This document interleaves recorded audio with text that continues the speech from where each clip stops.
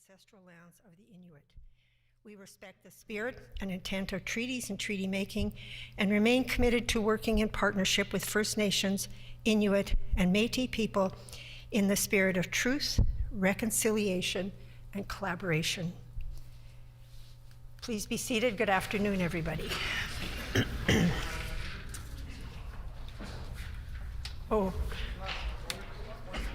The Honourable Member for St. Boniface. Yes, I rise on a point of order, Madam Speaker. The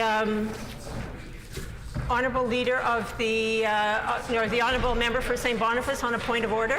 Thank you, Madam Speaker. I'm raising this point of order at the earliest possible opportunity.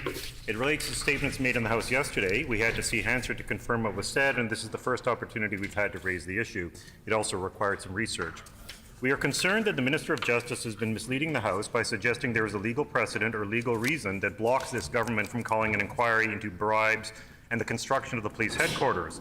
Yesterday, in response to questions on the subject of calling a public inquiry into the construction of a new police headquarters, the Justice Minister cited Derek Olson, and I quote from Hansard, quote, "And the truth is, as stated by Derek Olson, a senior litigator and a former commission councillor for the Phoenix Sinclair inquiry, an inquiry that was called into the handling of family services system when the NDP were in government, said that there certainly is a preference to see civil proceedings concluded before an inquiry is held to avoid possible inconsistencies or conflicting results. However, on Monday, Mr. Olson was quoted in the Winnipeg Free Press, quote, Derek Olson, a senior litigator and a former commission counsel for the Phoenix Sinclair inquiry, said there is nothing stopping the provincial government from holding an inquiry into a matter currently being held in a civil court, end quote. Given that the minister is reading prepared quotes, it is clear that he was prepared to present an inaccurate interpretation of those remarks to the House, which is why we believe it was deliberate. Further, last Thursday, in answering questions on the same topic, the Justice Minister claimed the government would follow the law and referred to precedents of inquiries not being called because previous NDP governments in Manitoba had also dragged their feet at calling public inquiries.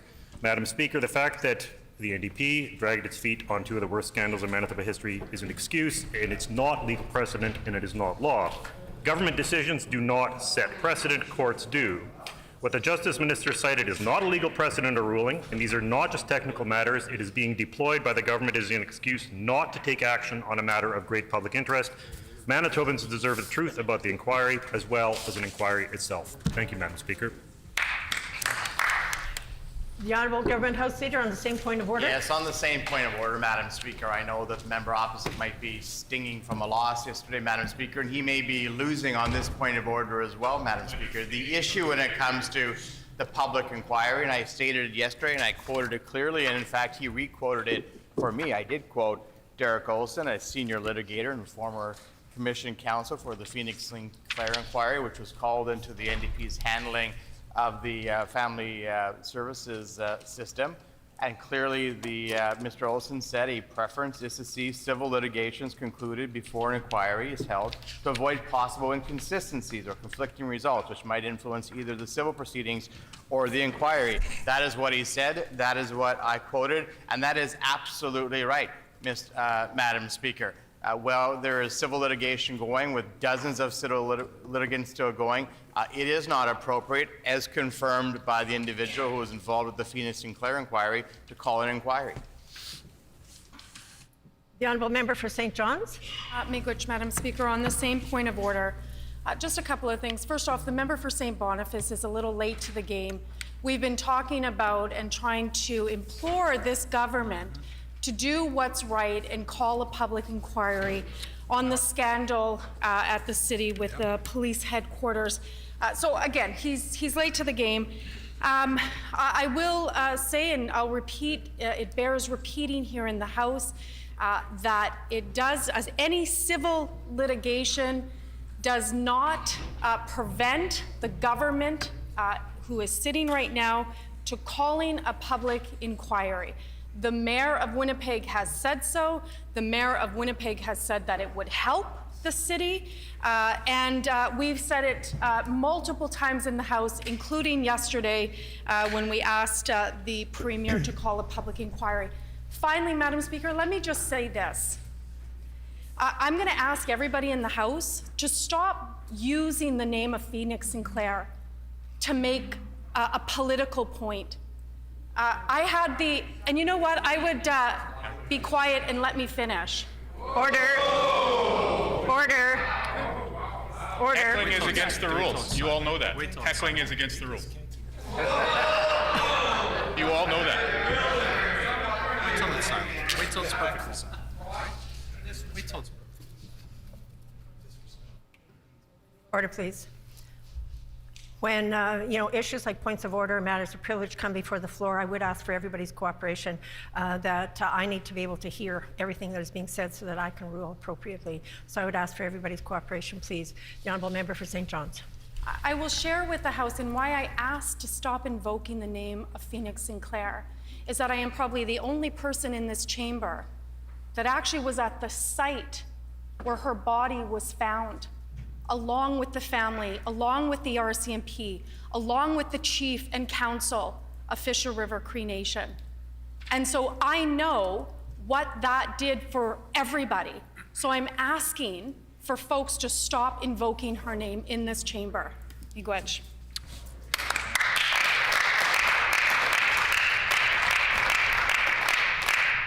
I would like to remind the House about the purpose of points of order. A point of order is to be used to draw the Speaker's attention to any departure from the rules or practices of the House, or to raise concerns about parliamentary language. I therefore respectfully indicate that this is not a point of order, it is a dispute over the facts.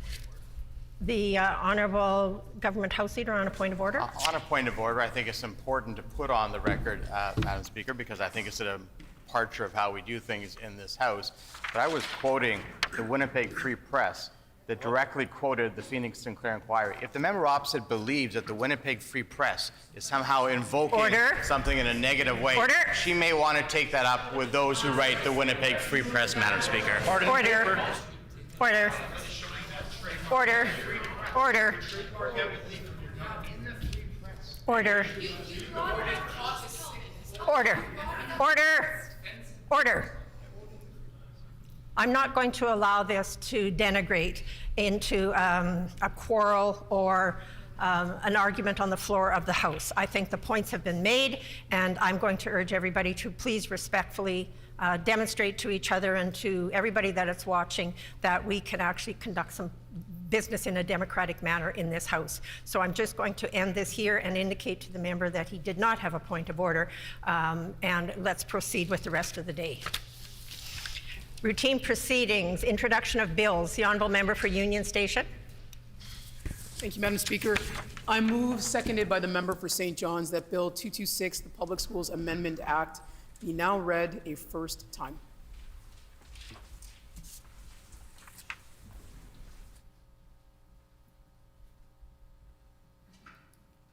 It has been moved by the Honourable Member for Union Station, seconded by the Honourable Member for St. John's, that Bill number 226, the Public Schools Amendment Act, provision of menstrual hygiene products, be now read a first time. The Honourable Member for Union Station. Thank you, Madam Speaker. Every day, students in Manitoba miss school and activities because they can't afford menstrual products. Period poverty needs to end. And that's why I'm proud to introduce Bill 226, which will require menstrual products to be available free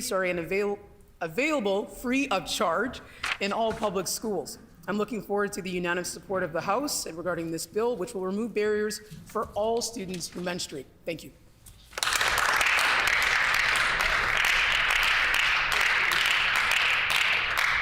Is it the pleasure of the House to adopt the motion? Agreed? Agreed and so ordered. Committee reports? Tabling of reports?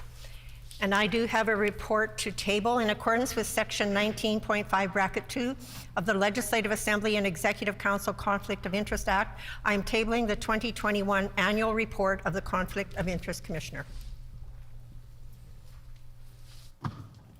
Ministerial statements. The Honourable Minister of Health, and I would indicate that the required 90 minutes notice prior to routine proceedings was provided in accordance with Rule 26, Bracket 2. Would the Honourable Minister please proceed with her statement? Thank you, Madam Speaker. I'm pleased to rise in the chamber today to recognize Saturday, March 26th as Purple Day, the International Awareness Day for Epilepsy. Epilepsy is a chronic disorder characterized by recurrent, unprovoked seizures. A person is diagnosed with epilepsy if they have 2 unprovoked seizures that were not caused by some known and reversible medical condition. In Manitoba, approximately 23,000 people live with epilepsy and/or seizure disorders, and 1 in 10 individuals will experience at least 1 seizure in their lifetime. Purple Day was created in 2008 by Cassidy Megan, a young woman who became motivated by her own struggles with epilepsy. Cassidy's goal is to get more people talking about epilepsy in an effort to raise awareness about the myths and bring people who suffer from epilepsy together to know they are not alone. In 2009, Cassidy and the Epilepsy Association of the Maritimes joined the Anita Kaufman Foundation to globally launch Purple Day. Their partnership with organizations and individuals to promote epilepsy awareness has led to a variety of businesses, schools, and many more organizations joining the fight to raise awareness about epilepsy. The Epilepsy and Seizure Association of Manitoba is an association comprised of volunteers that provide services such as information and education to Manitobans with epilepsy and/or seizure disorders and their families. In honor of Purple Day, the Epilepsy and Seizure Association of Manitoba hosts a fundraiser entitled Purple Day Bunny Hop.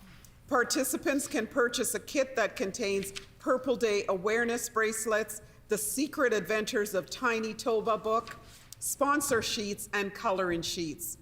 On Saturday, March 26, participants are encouraged to wear the color purple and do 100 bunny hops to raise awareness for epilepsy. On May 10th, I want to highlight that our government invested $4 million towards expanding the Health Sciences Centre here in Winnipeg's Adult Epilepsy Monitoring Unit. It was a crucial step toward reducing the need for patients to travel outside the province for treatment by providing care that is closer to home. The expanded adult unit followed the creation of a pediatric epilepsy surgery program in 2018. Our government is continuing to broaden the array of specialty services and is committed to continuing to make these important investments in order to provide better healthcare services sooner for all Manitobans. On Saturday, March 26th, I joined with the association to encourage all Manitobans to wear purple in support of International Awareness Day for Epilepsy to raise awareness for epilepsy and seizures disorder. Thank you, Madam Speaker.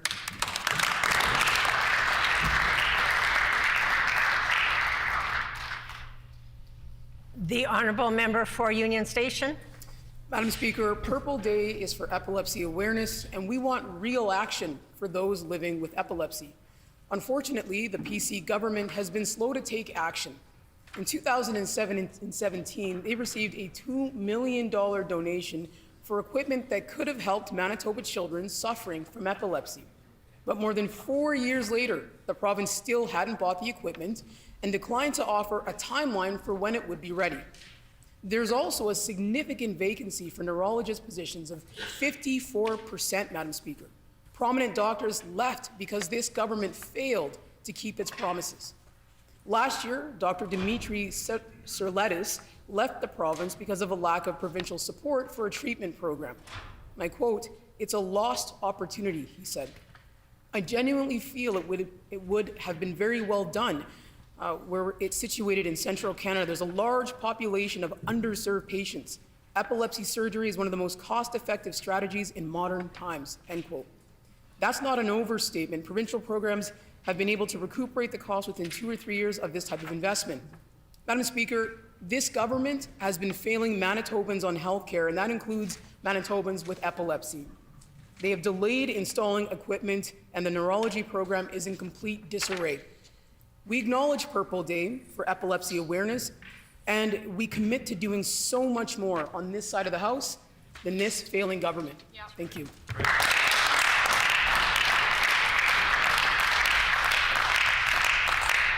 The honourable member for River Heights. Madam Speaker, I ask leave to speak to the minister's statement. Does the member have leave to respond to the ministerial statement?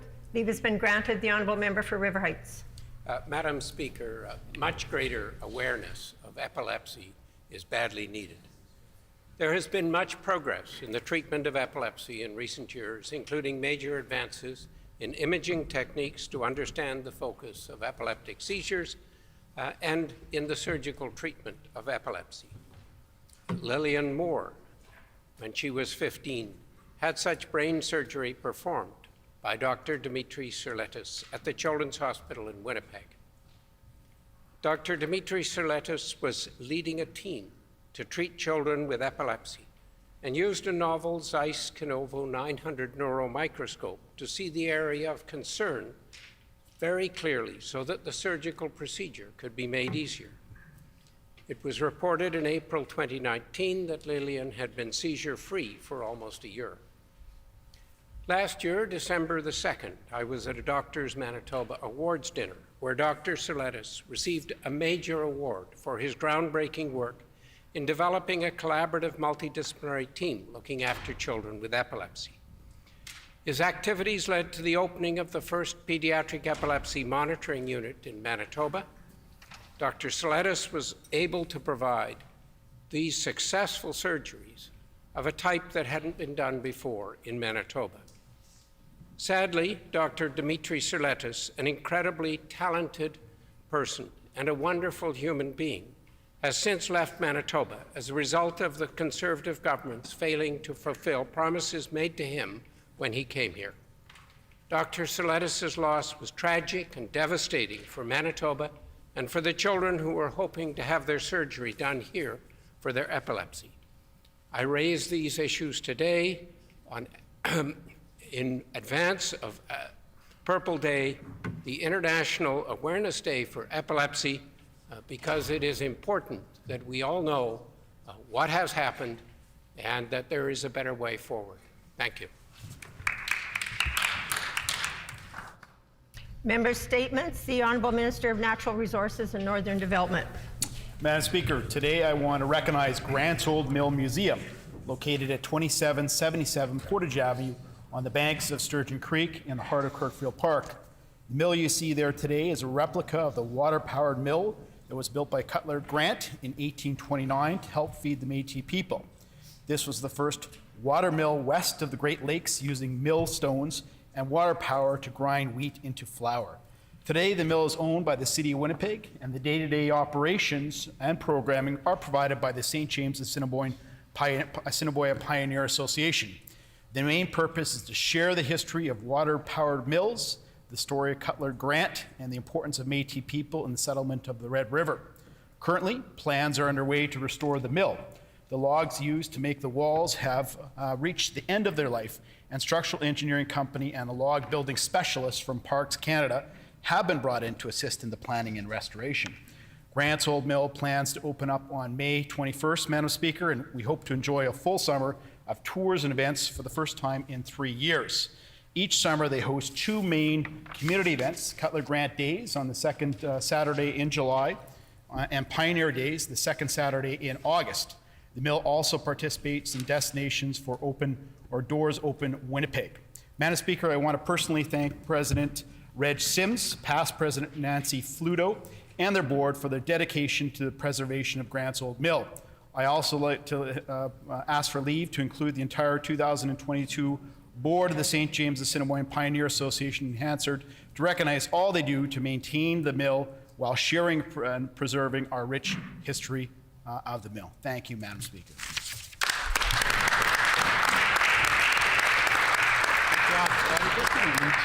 I would just like to remind members that they no longer have to ask for leave to include names in Hansard. The Honourable Member for Union Station. Madam Speaker, I'm pleased to rise today to recognize the organizers of Defend Winnipeg. Defend Winnipeg is a collective of Indigenous folks, people of color, youth, and allies who actively organize around issues pertaining to community well-being. For weeks on end, downtown area residents were subjected to incessant noise due to honking, train horns, fireworks, and other blaring sounds from those occupying space in proximity to the Legislature. These actions resulted in downtown businesses losing income at a time where they could least afford to do so.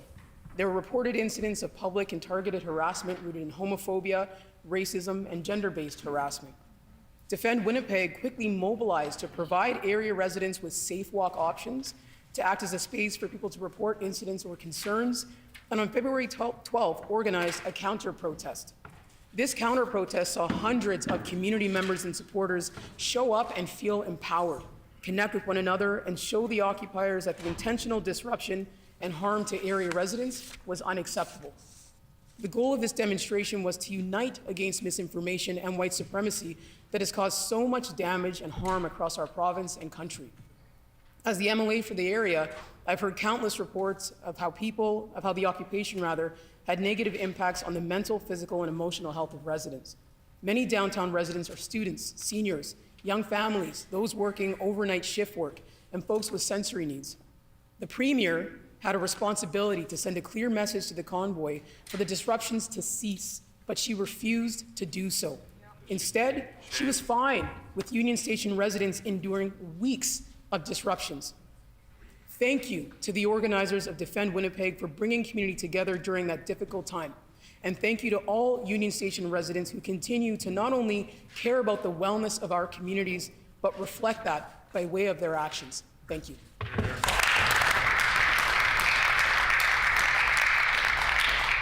The Honourable Member for Riding Mountain. Thank you, Madam Speaker. Today I want to recognize the tremendous growth of female hockey across the province of Manitoba. Hockey Manitoba statistics show that over 20% of registered players are females. Gone are the days when girls had to play on boys' teams. There are now leagues dedicated to female hockey in rural areas as well as the city of Winnipeg. In my constituency of Riding Mountain, the Yellowhead Chiefs program fields both female and male teams in the U15 and U18 AAA programs. The Chiefs, made up of players from a 100-kilometer radius surrounding Shoal Lake, play against regional teams from across the province. The 2022 Hockey Manitoba Provincial Championships were held over 3 weekends, featuring 10 separate tournaments for female age groups ranging from U11 to U18. Madam Speaker, I'm proud today to recognize teams from communities I represent who came home with medals. At the U11 Rural B Provincials held in Hamiota, the host team won the silver medals. Hamiota struck gold at the U15 Rural B Provincials held in Foxwarren. Birtle captured the gold medals at the U18 Rural A Provincials held in Pearson.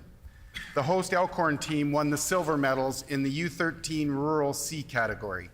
And this past weekend, the Assiniboine Community College Cougars won the American Collegiate Hockey Association Division II title in St. Louis, Missouri. Defenseman Madison Bartow of Foxwarren is a member of the Cougars.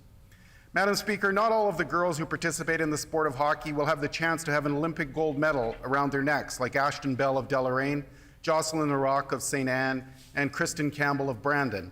But everyone who participates in hockey benefits from the physical exercise and the social interaction of being part of a team.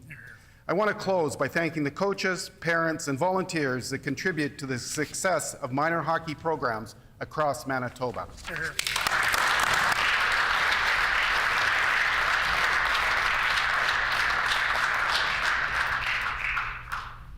The Honourable Member for Flin Flon. I'm pleased to recognize today an outstanding teacher and leader in my constituency, Mr. Bill William Taylor, works at Frontier Collegiate in Cranberry Portage, and was one of 2 teachers in Manitoba to receive the Science Teacher of the Year Award for 2021 from the Science Teachers Association of Manitoba. He received a plaque and $250, which he promptly donated to the Frontier Collegiate Alternative Energy Project. This project involved his current topics in Science 30S students and a working group consisting of representatives from the school and the CEO of Kinetic Energy.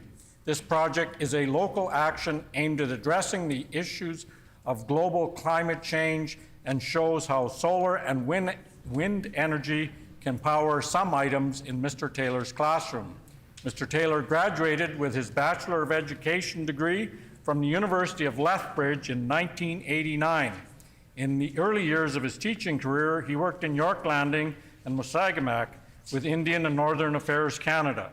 He remained in the community as they assumed local control of education and worked as vice principal for several years. After this, Mr. Taylor held various positions as principal at other schools and remained at Frontier Collegiate, where he was a principal for several years.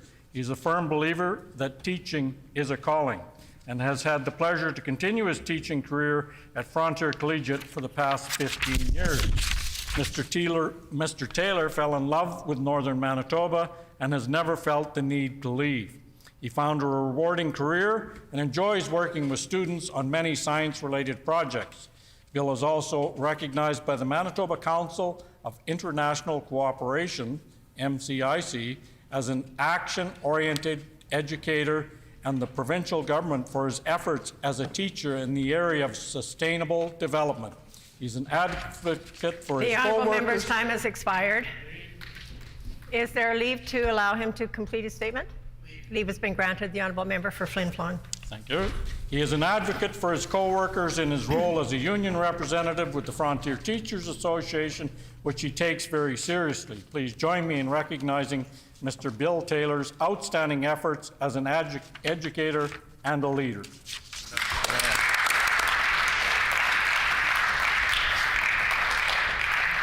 The Honourable Minister of Advanced Education, Skills and Immigration. Madam Speaker, today I have the pleasure of recognizing the positive work of Waverley constituent Ms. Yan Jiang. Ms. Jiang is the founder and executive leader of the Winnipeg Chinese Senior Association since 2016.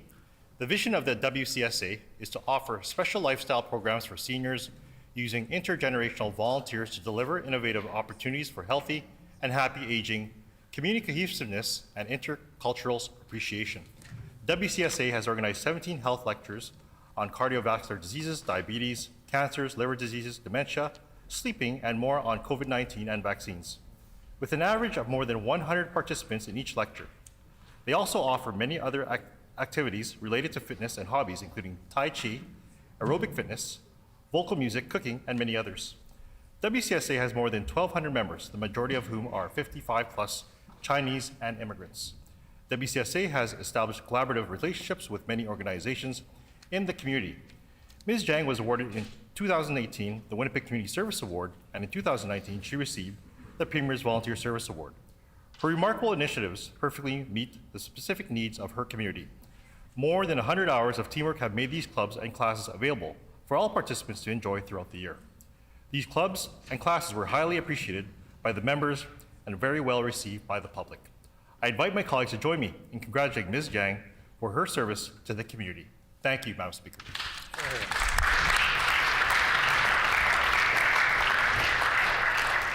Oral questions, the Honourable Leader of the Official Opposition.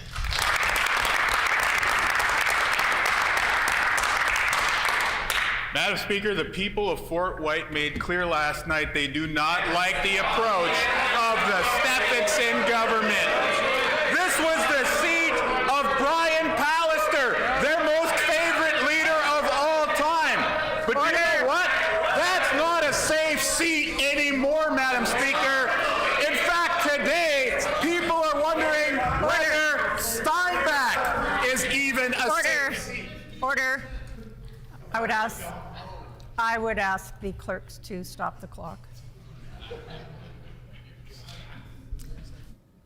I knew this was going to happen. I didn't think it would be that loud. I'm going to ask for everybody's cooperation then. This is an orientation session for a new member.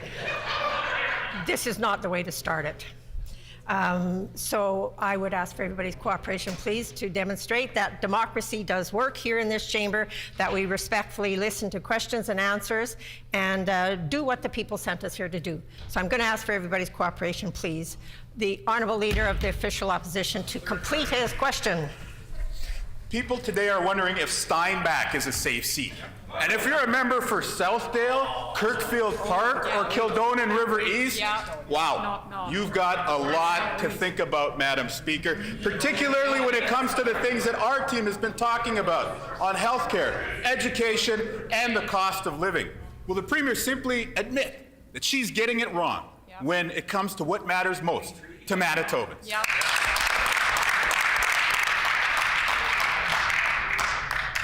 The Honourable Deputy Premier. Order. Well, thank you very much, Madam Speaker, and it was a great day yesterday to see democracy in action here in Manitoba. Certainly, the people in Fort White have been waiting for a few months to cast their ballots.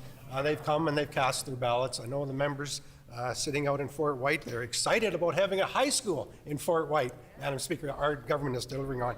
And I will say, and I want to say a great Manitoban has won the election. We want to welcome Mr. Abi Khan as MLA-elect for Fort White. We want to welcome here to the chamber today.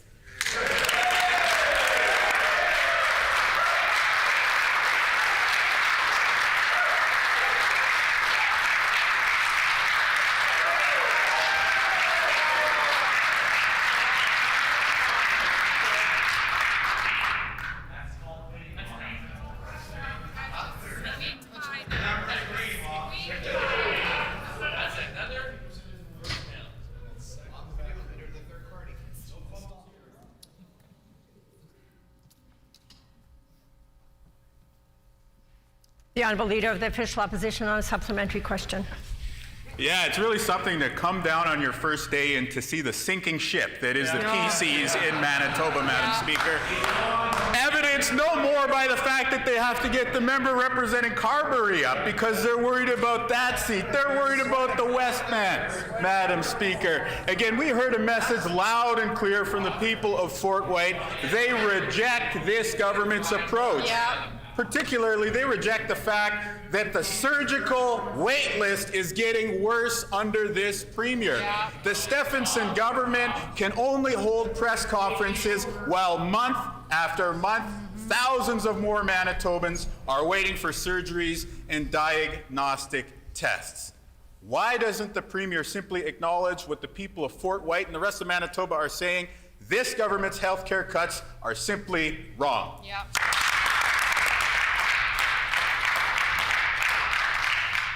The Honourable Deputy Premier. Well, Madam Speaker, the member opposite is factually incorrect. Record investments in healthcare. Madam Speaker, we know Manitobans' top of mind is the reduction in surgical and diagnostics. That's why, under the Premier's direction, we put together a task force specifically to deal with diagnostic and surgery backlogs that have accumulated during the last 2 years because of COVID. I think hopefully the members opposite understand how complex the healthcare system is.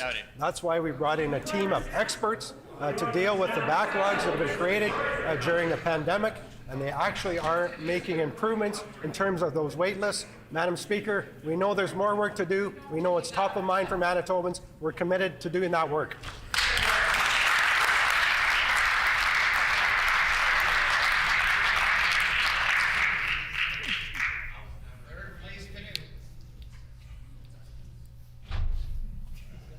Let's not have comments deteriorating here in the chamber, please.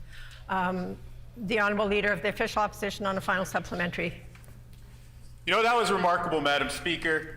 During their 7th year in office, now the PCs recognize that the healthcare system is complicated. Yeah. Of course, that's after 7 years of cuts. 7 years of cuts, Madam Speaker. You think they would have taken a moment to appreciate and study the complexity of the healthcare system before they destroyed it? We saw the worst outcomes of any province during the pandemic during our 3rd wave.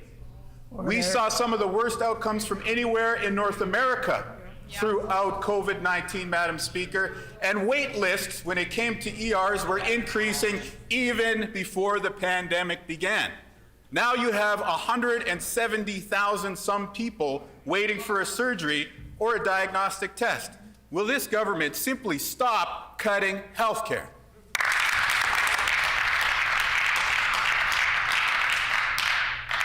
The Honourable Deputy Premier. Well, Madam Speaker, again, the preambles are completely misleading and quite frankly dishonest. Record investments in healthcare for Manitobans. We know the reduction in diagnostic and surgery numbers, that's first priority for Manitobans. We've committed to that. We've created a task force.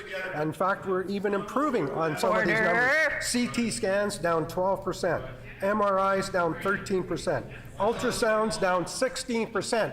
That's even 1% more than the NDP got in yesterday's vote.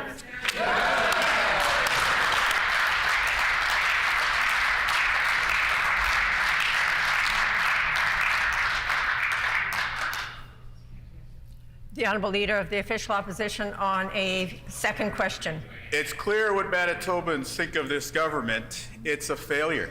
And we see that every time we go gas up at the pump, every time we go to the grocery store, every time we open our hydro bill. Life is getting more expensive because of this PC government. They approve increases to the cost of milk.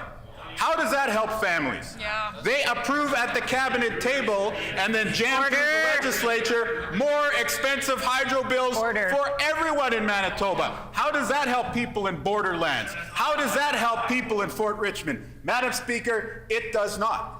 As the cost of living keeps going up and up and up, this government is more and more out of touch. Will they simply start today to turn the ship around by committing that they won't raise Manitoba hydro rates anymore? The Honourable Deputy Premier. Well, Madam Speaker, I welcome a question on Manitoba Hydro. Now, we know what happened under 17 years of NDP reign. In fact, when we talk about Bipole 3 and Kiosk, $4 billion over budget. Madam Speaker, and then they had the audacity to go out and tell Manitobans that they would not bear the cost of those cost overruns. But they have. And Manitoba taxpayers, Manitoba ratepayers have to pick up the tab. That is why we brought in Bill 36 to protect Manitobans, to protect the integrity of Manitoba Hydro. That is great news, and I'll tell you what else is going to be coming on April 12th. More good news.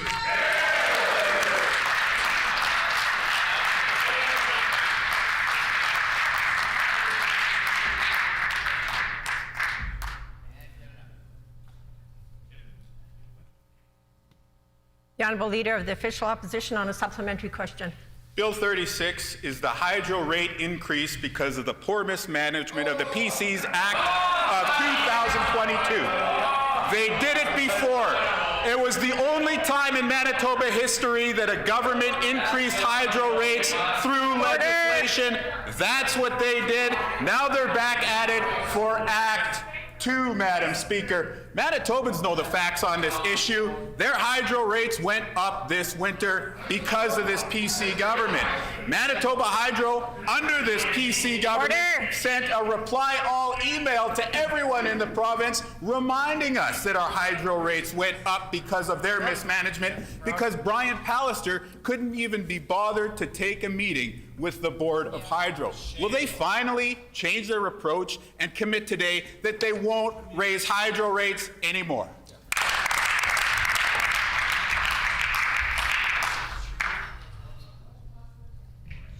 Order, please. The Honourable Deputy Premier. Well, Madam Speaker, here was the NDP's plan. Triple the debt of Manitoba Hydro. That was their plan then. It's probably their plan going forward. We haven't heard their plan how to fix and stabilize Manitoba Hydro. We are taking the initiative with other methods, as well as Bill 36, to stabilize Manitoba Hydro, to protect Manitoba ratepayers, and the bill goes even further to make sure that there's debt equity targets in there. We're stabilizing Manitoba Hydro and at the same time protecting Manitoba ratepayers.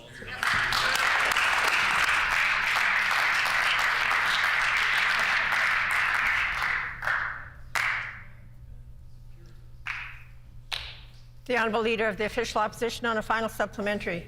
Madam Speaker, the people of Manitoba built up Manitoba Hydro over the years to be a source of cheap and affordable hydroelectric utility bills. Along the way, Manitobans made smart choices to also drive the economy and to help us solve the climate crisis. Now, we know that more work needs to be done to reconcile the impacts of hydro on Indigenous nations in Manitoba, but one thing that we absolutely do not need is more rate hikes from this government set at the cabinet table. Our plan is simple. Keep hydro rates low. Why do the PCs disagree with that plan, and will they commit today to stopping the hydro rate hikes?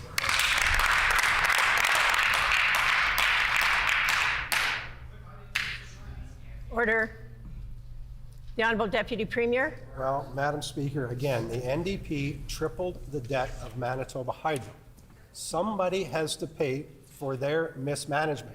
Unfortunately, that's going to be on the backs of Manitoba Hydro ratepayers. This Bill 36 establishes debt equity targets. It puts caps on increases in terms of hydro rates. The NDP destroyed Manitoba Hydro. We're here to stabilize Manitoba Hydro, at the same time protecting Manitoba ratepayers. Bill 36 is a great bill. Lots of extra work there for the PUB to make sure, and PUB will be regulating all increases in terms of hydro rates at Manitoba Hydro.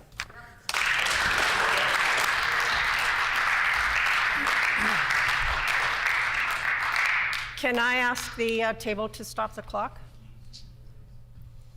I'm just going to, a couple things. One is I would just like to remind members, you may not like the questions or answers that are being given, but each member has that right to ask, and I think we have a responsibility to show respectfully that we can listen to both sides. That's what democracy is all about, and I think we need a better demonstration of that at all points.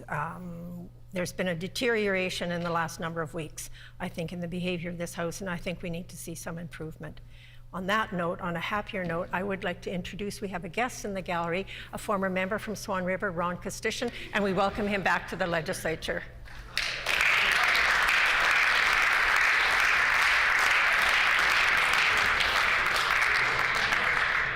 The Honourable Member for Union Station.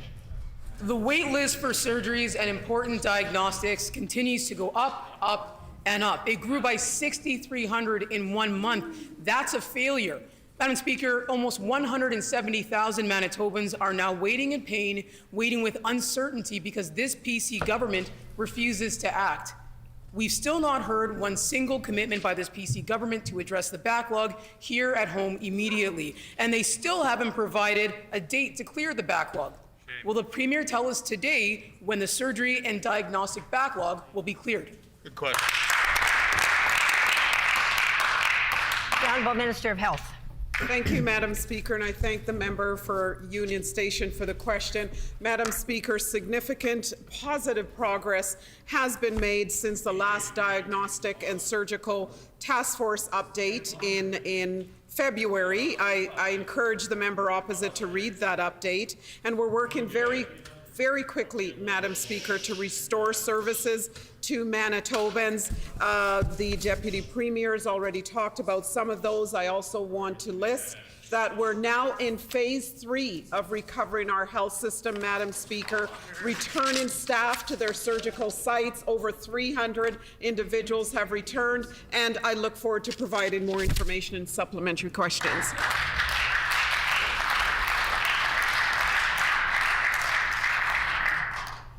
The Honourable Member for Union Station on a supplementary question. Madam Speaker, they continue to put false information on the record. The fact is, wait times for critical diagnostic tests are still at an unprecedented high. Same thing with surgeries. Unless meaningful action is taken and investments are made, the backlog won't be addressed. Manitobans will keep waiting longer and longer for the surgeries that they need, while the PCs leave dollars unspent and on the table. Will the Premier stand up today and just simply tell us when the backlog will be cleared?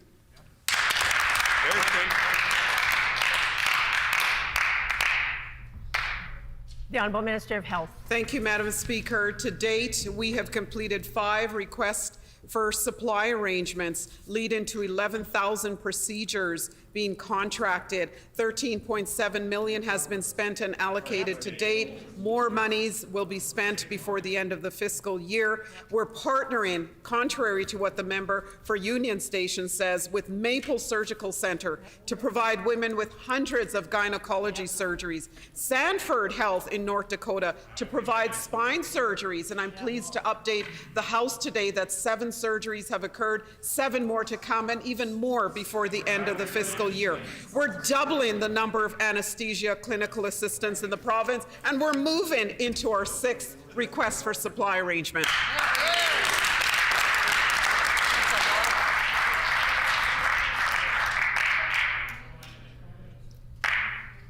The Honourable Member for Union Station on a final supplementary.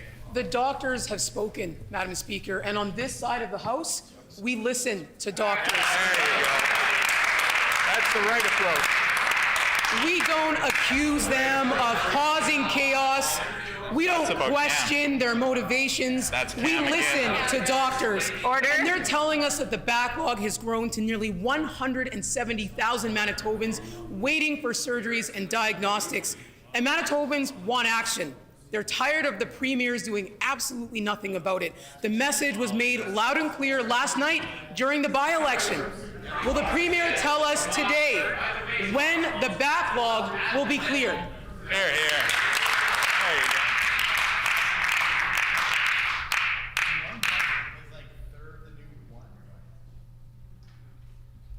The Honourable Minister of Health. Thank you, Madam Speaker.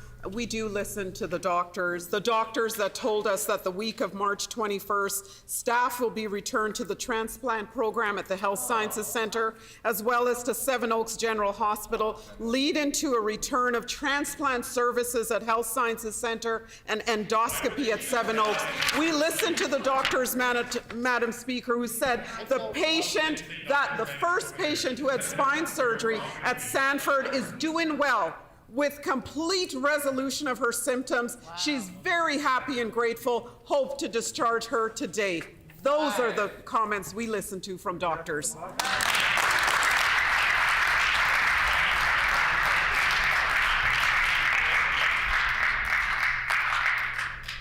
The Honourable Member for St. James. Madam Speaker, nothing has changed with this government and their approach to Manitoba Hydro.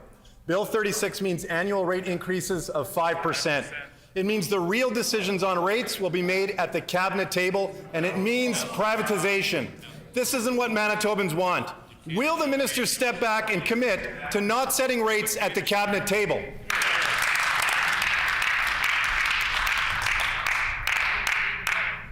The Honourable Minister of Finance. That is a litany of falsehoods, Madam Speaker. There is nothing truthful in that statement. Madam Speaker, it is clear what this bill does, and the NDP should be cautious before trying to go back and somehow advance their ideological narrative. Manitobans won't be fooled. They know the NDP tripled the debt, billions of dollars added. We must address that as Manitobans. They said Manitobans wouldn't pay for the debt of Manitoba Hydro. It's clear they will. We need to stabilize Hydro while we protect rates for all Manitobans.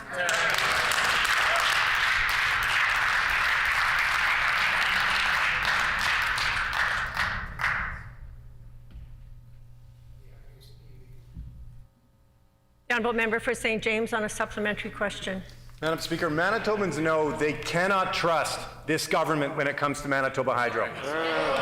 They cannot trust them. This government privatized parts of Hydro, and the bill before this House plans even more, including the retail sale of power. And once again, they're setting the stage for large rate increases at Manitoba Hydro. They want the effective power to set rates, and not in an open and transparent manner.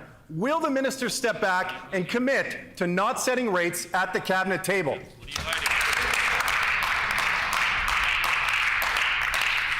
The Honourable Minister of Finance. First, Madam Speaker, let's be clear that it's the NDP that Manitobans will not trust when it comes to Manitoba Hydro, because they told them that there were no cost overruns, and they went around the process to establish how dams were built, and then they told them that Manitobans wouldn't pay for the cost of those dams. They have no credibility. On the other issue, I'm sorry, Madam Speaker, the member for Point Douglas seems to want to speak exactly at this point in time, or St. John's as well. But in the time allotted to me, Madam Speaker, I'll say this, that we've been clear. The government is not setting rates. The PUB is setting rates when it comes to Hydro.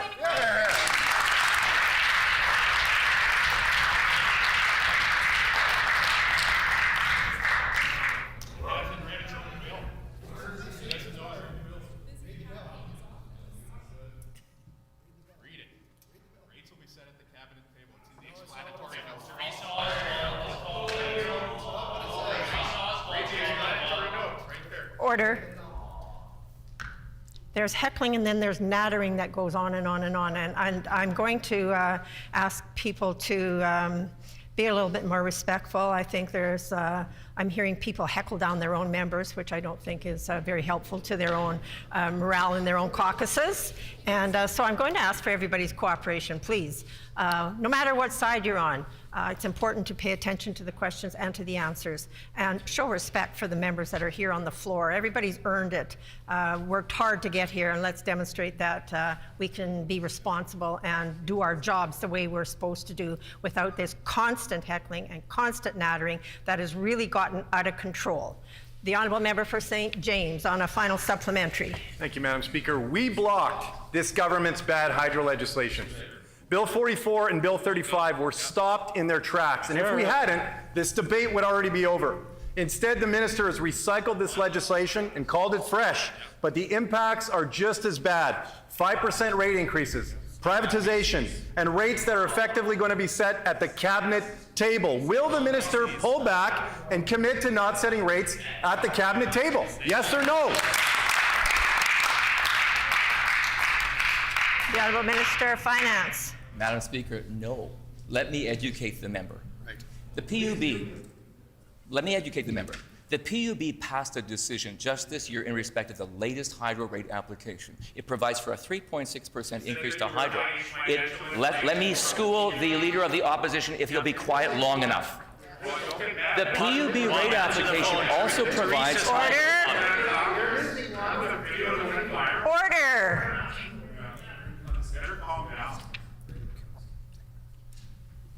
The members seem impervious to education. Madam Speaker, let's be clear. The PUB rate application sets a provision for a second year and then a third one. The government is not setting rates. PUB is the regulator. PUB will set the rates. This bill protects Manitobans where the NDP threatened them.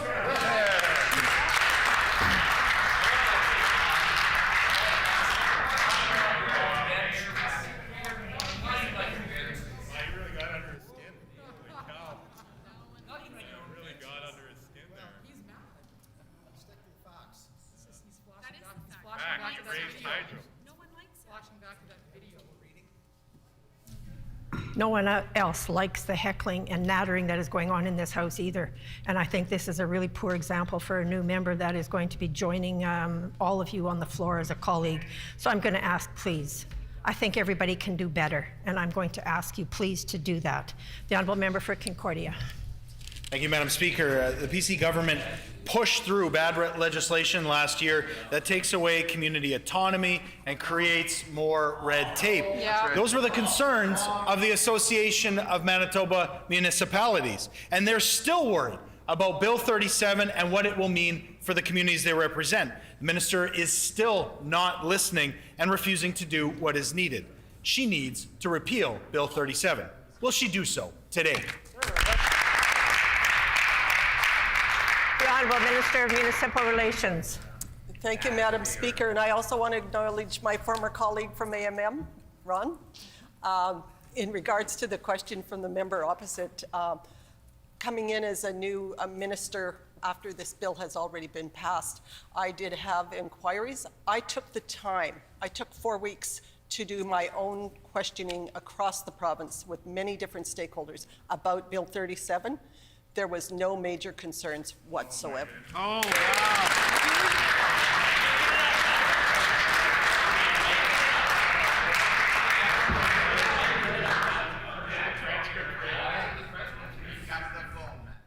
The Honourable Member for Concordia on a supplementary question. Well, I think some eyes are pretty wide right now with our guest and our others listening in from Association of Manitoba Municipalities. Because we heard very clearly the struggles they're having when it comes to the pandemic, the additional costs and downloaded issues that they are having to deal with. They are losing money and operating at a loss because of this government's funding cuts. More than half of those municipalities believe it could take years to financially recover from the financial hardships that have been brought on by the pandemic. And at the same time, they are being forced by this government to lose some autonomy and some control. So again, this minister needs to listen. Will she simply stand up and repeal Bill 37 today?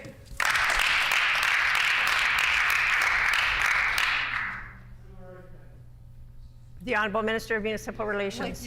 Thank you, Madam Speaker. I guess the member opposite wasn't listening during a briefing yesterday when we explained that the AMM, City of Winnipeg, many stakeholders, as well as our government department, have been sitting in a table through Bill 37, and they continue to sit to discuss it. They are all on board with this decision.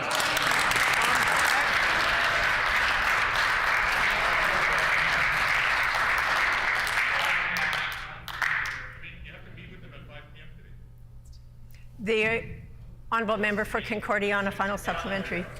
Over and over again, this government has attacked every other level of government and blamed other levels of government, just like Brian Pallister did. And now the minister has created a great deal of uncertainty and costs for communities that they cannot afford.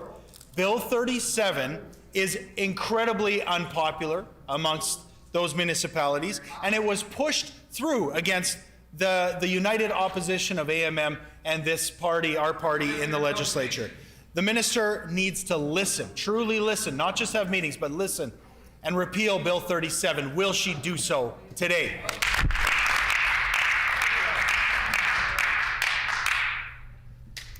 The Honourable Minister of Municipal Relations. Well, thank you, Madam Speaker, and it is interesting listening to the member opposite, as my colleague just explained behind me about amalgamation, when we tried desperately to get the then opposition to listen about the hardships that they were creating. Right now, in 2022, 10 years later, I am still dealing with municipalities that are struggling from amalgamation. I'll take no members' ideas.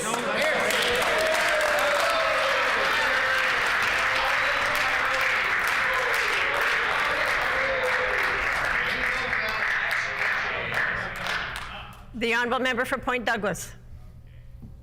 Miigwech, Madam Speaker. Housing is a right, and all Manitobans should have access to safe, affordable, quality housing. Sadly, though, it seems that the PC government doesn't agree. The Minister of Family's own transition binder from November says that the repair and maintenance budget for Manitoba housing is, I quote, the lowest budget in the last 6 years, end quote. I'll table the document for the House.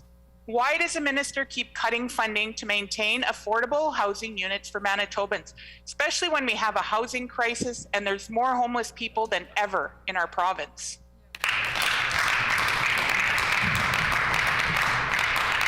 The Honourable Minister of Health. Thank you, Madam Speaker, and I'm pleased to respond to the question from the member for Point Douglas. Our government has provided the largest budget for the Department of Families per capita in all of Canada.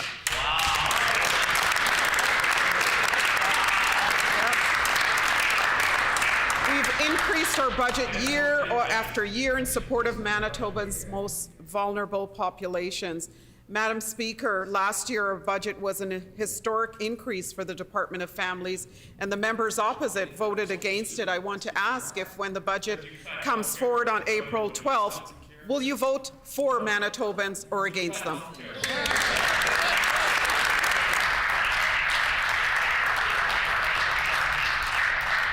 The honourable member for Point Douglas on a supplementary question. Continue to grow under the provincial government. Order, please. We just missed the first few words. Could the member please start her question again? Miigwech, Madam Speaker. The wait list for social housing has continued to grow under this PC government because they keep making life less affordable. In 2017, the wait list was 1,699, and as of November 2021, it is now 6,021, and I'll repeat that, 6,021 Manitobans waiting to get into housing. But Madam Speaker, not only can Manitobans not get into an affordable home through Manitoba Housing, when they do, tenants are dealing with water damage, bug infestations, dirty conditions in common areas, all because the budget, I quote, is the lowest in the last 6 years. Why does the minister keep cutting funding to maintain affordable housing units for Manitobans when we have a housing crisis and the highest homeless population in all of Canada? The member's time has expired. The Honourable Minister of Health. Thank you, Madam Speaker. And ensuring Manitoba continues to be an affordable province for families to live and work and play. Our government continues to make historic investments in our budget for these families. On April 12th, there will be more good news for these families, and I encourage members opposite to support Manitoba families by voting for the budget.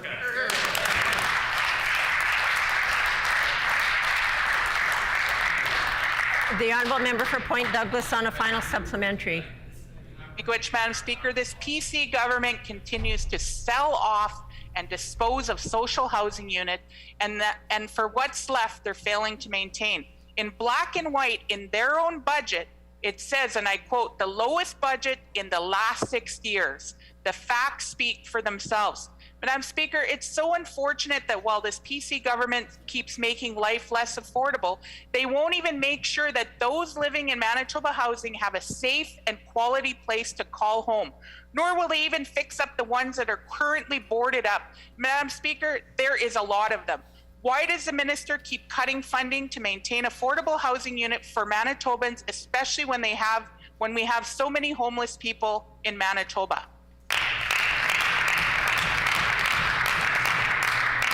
The Honourable Minister of Health. Thank you, Madam Speaker. We will take no lessons from the members opposite. I know within my own community, the only time I ever saw construction workers fixing up low-income housing was under our government. We can drive down many streets in this province. The only time you will recall seeing a construction team was under our government. We will continue to ensure Manitoba remains an affordable place for vulnerable populations, low-income families to live, work, play, and raise a family, Madam Speaker. More good news to come in the upcoming budget.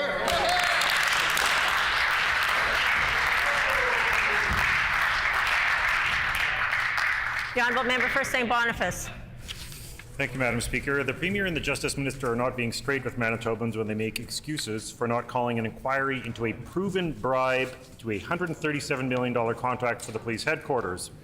The fact that the NDP used excuses and dragged their feet on two of the worst scandals in Manitoba history is not legal precedent, and it is not the law. It's an excuse. The NDP delays in calling inquiries were driven by political embarrassment and people suing to avoid responsibility for catastrophic failures that hurt many while protecting a privileged few. Why is this government making up excuses for not calling an inquiry when they have no legal ground to stand on?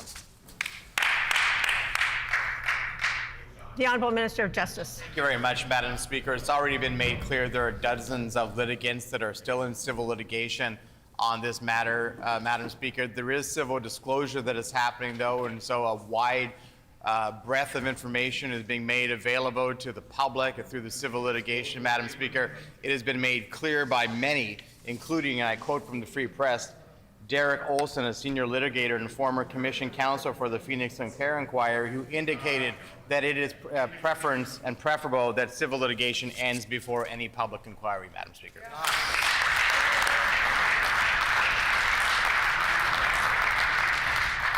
The honourable member for St. Boniface on a supplementary question. Madam Speaker, a preference is not precedent. Criminal and civil actions do not in any way block the capacity of a government to call an inquiry. There are instances of individuals who are awaiting criminal trial, testifying at public inquiries.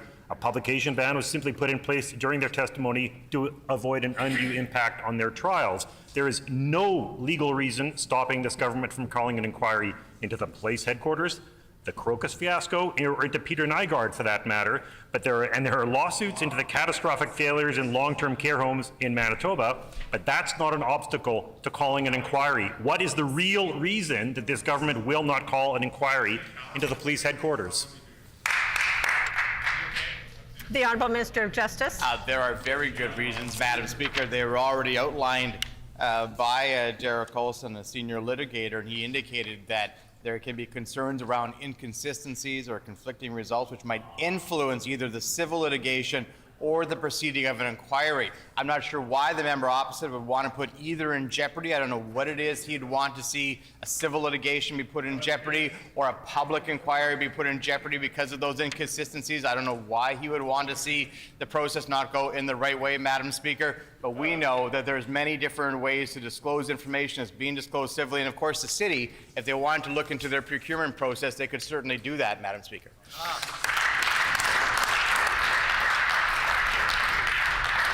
The The honourable member for Tyndall Park on a final supplementary. Thank you, Madam Speaker. International students pay extremely high prices to attend post-secondary school in Manitoba.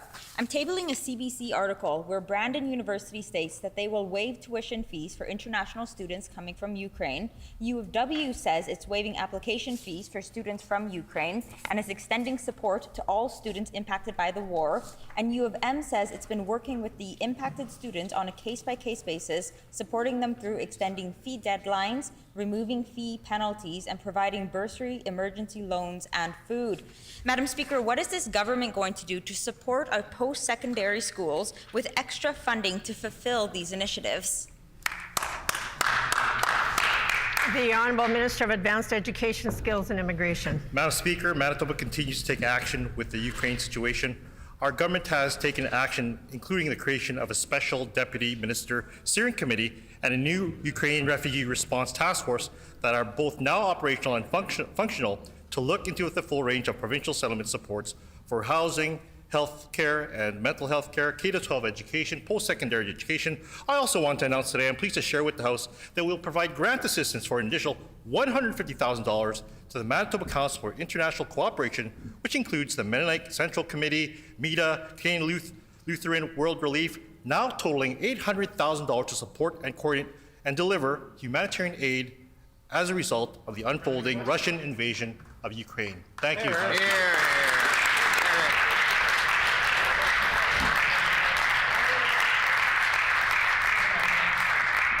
The honourable member for Riding Mountain. Madam Speaker, it has come to my attention that yesterday the Minister of Economic Development, Investment and Trade took part in a virtual business meeting with the Embassy of France and French companies that focused on investment opportunities in Manitoba. Can the Minister share more about this meeting and how countries like France can play an important role in our economic recovery post-pandemic?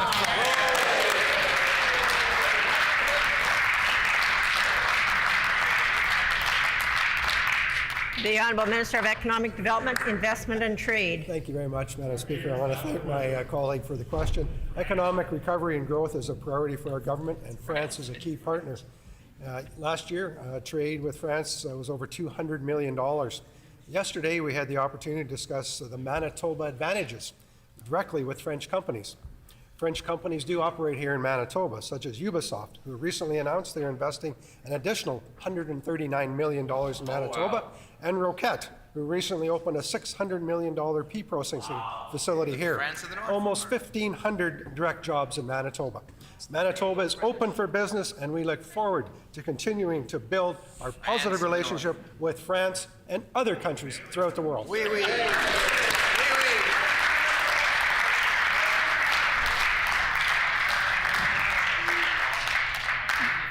The honourable member for Transcona. Thank you, Madam Speaker. Base fundings for schools this year is just 1.34%. Inflation is now approaching 6%.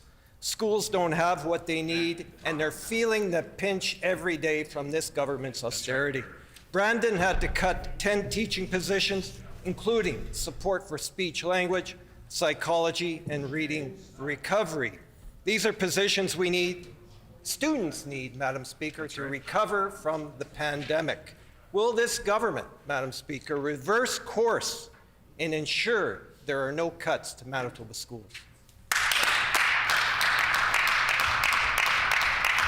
The Honourable Minister of Education. Thank you, Madam Speaker, and it gives me great pleasure to rise in the House today to be able to put some factual information on the record, Madam Speaker. It is unfortunate that my friend from Transcona, the member from Transcona, puts this information on the record and listens to his leader's talking points, Madam Speaker. In fact, on this side of the House, Madam Speaker, we have increased funding to education by $320 million, which does not include COVID and capital expenditures. Madam Speaker, that's 17.2%, far more than the NDP received in votes last night at the by-election, Madam Speaker. Congratulations to Avi Khan.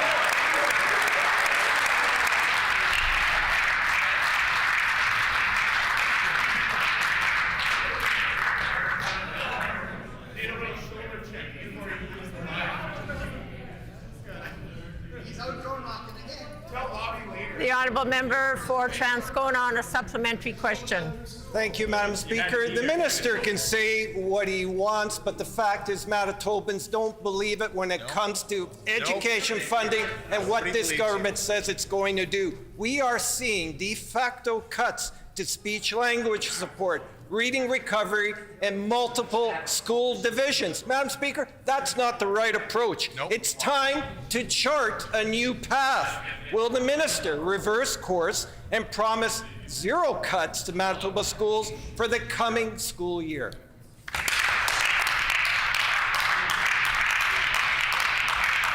The Honourable Minister of Education. Speaker, building on what I said in my previous answer, we have announced a new school in Fort White as well, Madam Speaker, to just increase our 20 new schools commitment. And also, since the member brought up Brandon, I just would like to correct the record. Actually, in the last 2 years, Madam Speaker, Brandon School Division received 11.4% increase over the last 2 years. And matter of fact, I had the pleasure of touring their new school just about a month ago. Thank you, Madam Speaker, and I appreciate the question from my friend from Transcona.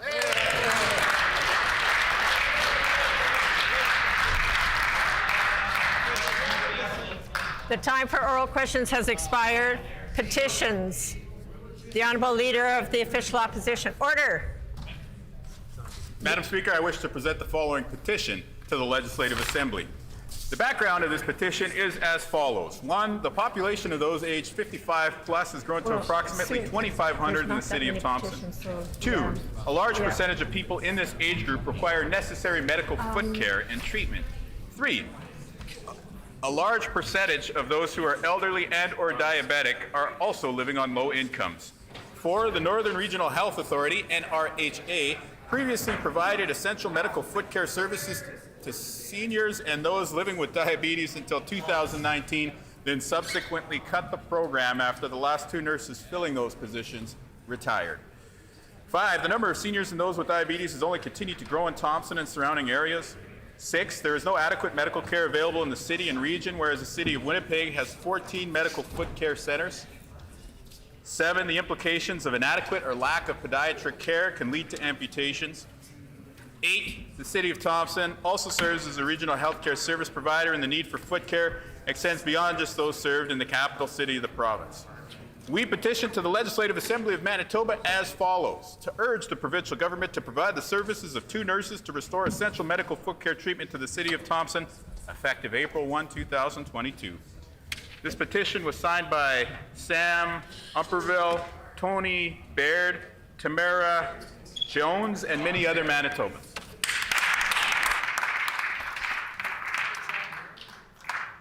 In accordance with our Rule 132(6), when petitions are read, they are deemed to be received by the House. Are there any further petitions? The Honourable Member for River Heights.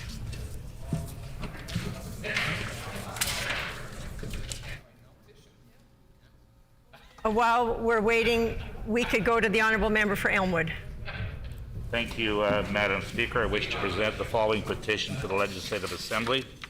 The background of this petition is as follows. Number 1, over 25,000 vehicles per day cross the Louise Bridge, which has served as a vital link for vehicular traffic between northeast Winnipeg and the downtown for the last 110 years. Number 2, the current structure will undoubtedly be declared unsafe in a few years as it has deteriorated extensively, becoming functionally obsolete, subject to more frequent unplanned repairs, and cannot be widened to accommodate future traffic capacity.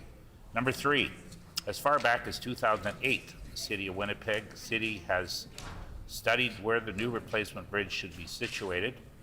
Number 4, after including the bridge replacement in the city's 5-year capital budget forecast in 2009, the new bridge became a short-term construction priority in the city's Transportation Master Plan of 2011. Number 5, city capital and budget plans identified replacement of the Louise Bridge on a site just east of the bridge and expropriated homes there on the south side of Nairn Avenue in anticipation of a 2015 start. Number 6, in 2014, the new city administration did not make use of available federal infrastructure funds. Number 7, the new Louise Bridge Committee began its campaign to demand a new bridge, and its surveys confirmed residents wanted a new bridge beside the current bridge, with the old bridge kept open for local traffic. Number 8, the NDP provincial government signaled its firm commitment to partner with the city on replacing the Louise Bridge in its 2015 throne speech. Unfortunately, provincial infrastructure initiatives such as the new Louise Bridge came to a halt with the election of the Progressive Conservative government in 2016. Number 9, more recently, the city tethered the Louise Bridge replacement issue to its new transportation master plan and Eastern Corridor project. Its recommendations have now identified the location of the new Louise Bridge to be placed just to the west of the current bridge, not to the east as originally proposed.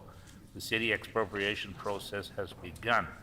Number 10, the new Premier has a duty to direct the provincial government to provide financial assistance to the city so that it can complete this long overdue and vital link to Northeast Winnipeg and Transcona. We petition the Legislative Assembly of Manitoba as follows. Number 1, to urge the new Premier to financially assist the City of Winnipeg on building this 3-lane bridge in each direction to maintain this vital link between Northeast Winnipeg, Transcona, and the downtown. Number 2, to urge the provincial government to recommend that the City of Winnipeg keep the old bridge fully open to traffic while the new bridge is under construction.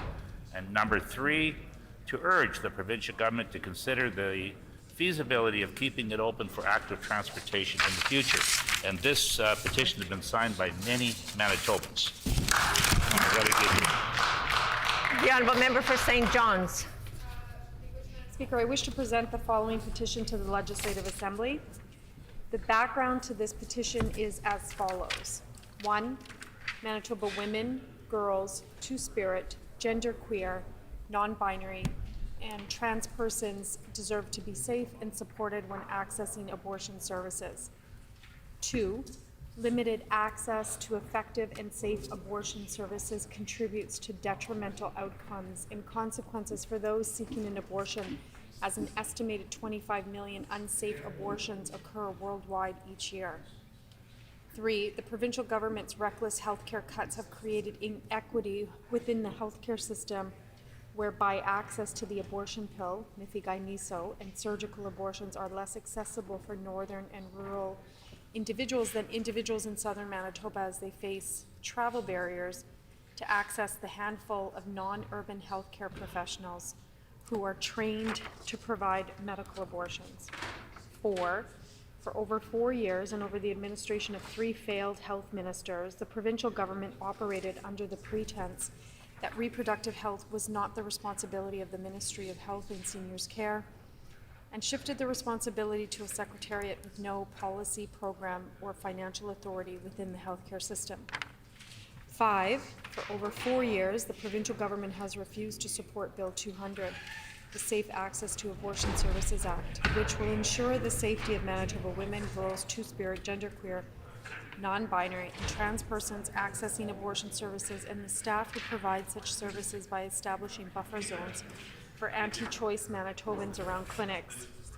We petition the Legislative Assembly of Manitoba as follows: to urge the provincial government to immediately ensure effective and safe access to abortion services for individuals regardless of where they reside in Manitoba, and to ensure that buffer zones are immediately legislated. Signed by many Manitobans. The Honourable Member for River Heights. Madam Speaker, I wish to present the following petition to the Legislative Assembly.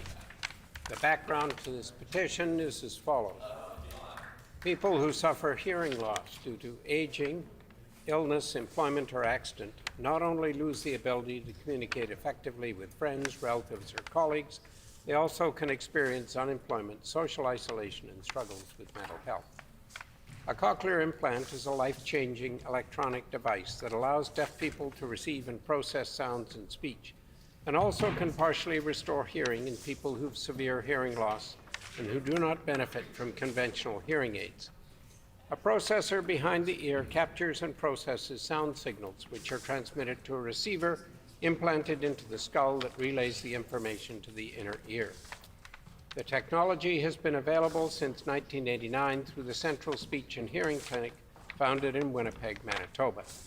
The surgical hearing implant program began implanting patients in the fall of 2011 and marked the completion of 250 cochlear implant surgeries in Manitoba in the summer of 2018. The program has implanted about 60 devices since the summer of 2018, as it's only able to implant about 40 to 45 devices per year. There are no upfront costs to Manitoba residents who proceed with cochlear implant surgery, as Manitoba Health covers the surgical procedure, internal implant, and the first external sound processor. Newfoundland and Manitoba have the highest estimated implantation cost of all provinces. Alberta has one of the best programs, with Alberta Aids for Daily Living, and their cost share means that patient pays only approximately $500 out of pocket. Assistive Device program in Ontario covers 75% of the cost, up to a maximum amount of $5,444 for a cochlear implant replacement speech processor. The BC Adult Cochlear Implant Program offers subsidized replacements to aging sound processors through the Sound Processor Replacement Program. This provincially funded program is available to those cochlear implant recipients whose sound processors have reached 6 to 7 years old.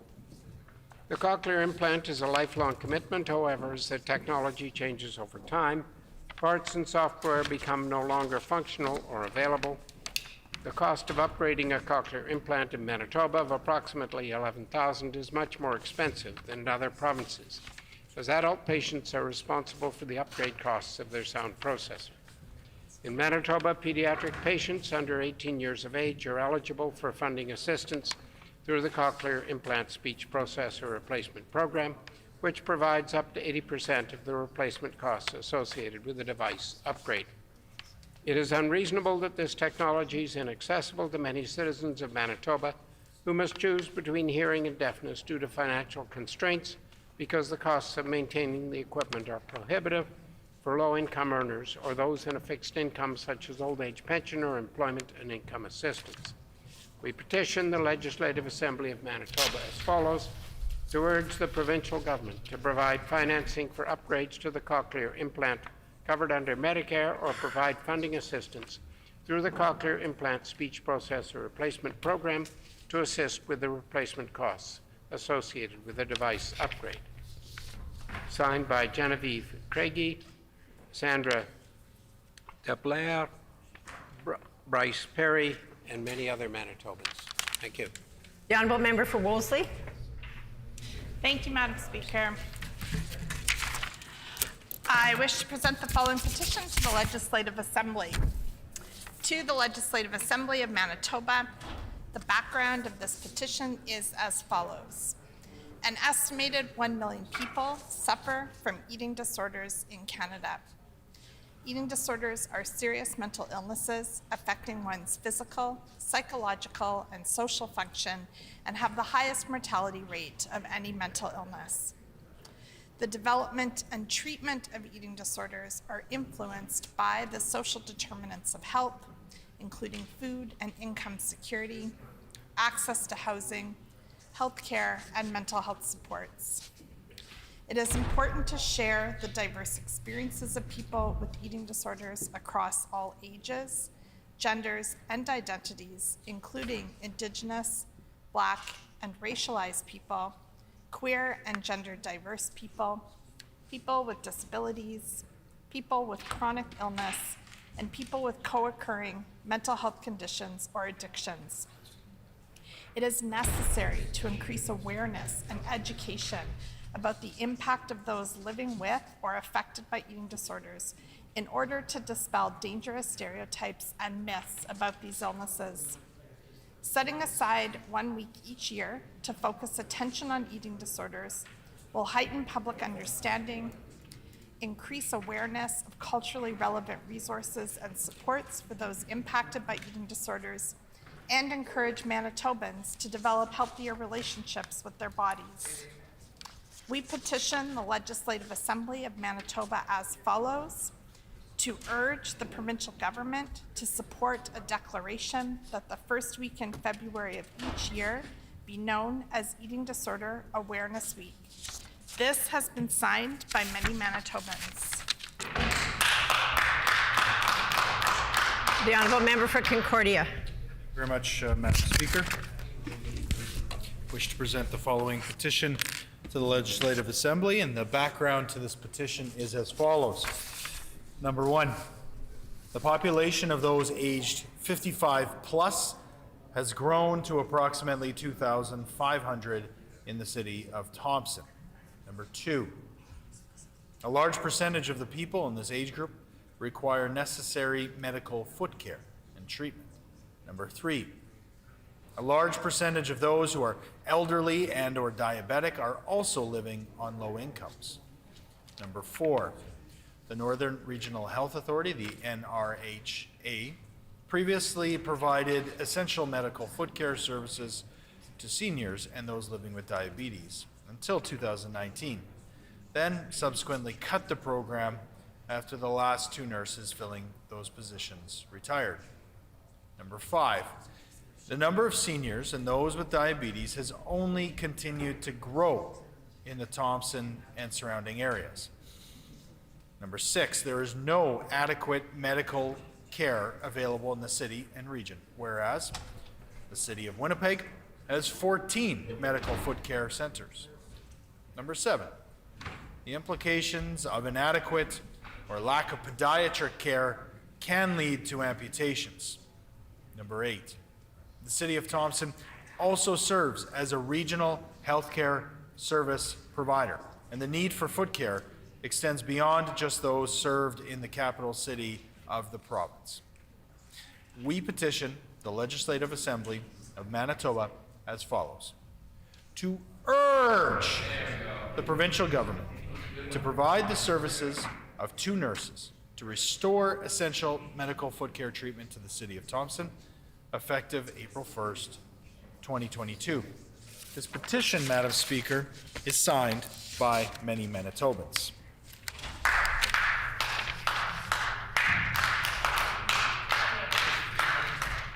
Grievances. Orders of the day, government business. The Honourable Minister of Finance. Madam Speaker, on House business. On House business. On March 17th, I move the second reading motion for Bill 16, the Financial Administration Amendment Act, initiating debate. Bill 16 requires a royal recommendation, and I am now accordingly tabling the royal recommendation from His Honor the Administrator. The Honourable Minister of Finance has just provided the royal recommendation for tabling the royal recommendation for Bill 16, and he has tabled that accordingly. The Honourable Government House Leader. The Committee on Public Accounts will meet in camera on Monday, April 4th, 2022 at 6 p.m. for professional development purposes.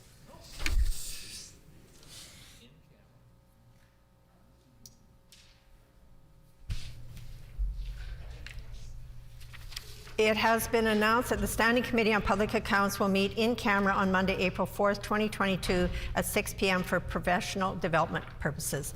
The Honourable Government House Leader. Thank you again, Madam. Could you please call for debate on second readings this afternoon? Bill number 22, Bill number 15, Bill number 16, and Bill number 23. It has been announced that the House will consider the following bills this afternoon. Second reading of Bill 22, second reading of Bill 15, debate on second reading of Bill 16, and second reading of Bill 23. I will therefore call second reading of Bill 22, the Environment Amendment Act, Pesticide Restrictions. The Honourable Minister of Environment, Climate and Parks. Thank you, Madam Speaker. I move, seconded by the Minister of Manitoba Transportation and Infrastructure, that Bill 22 of the Environment Amendment Act, Pesticide Restrictions, be now read for a second time and therefore referred to a committee of this House.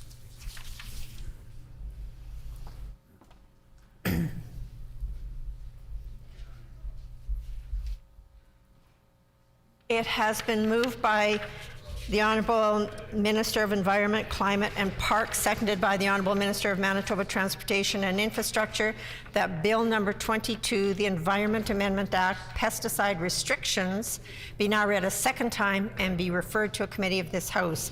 The Honourable Minister of Environment, Climate, and Parks.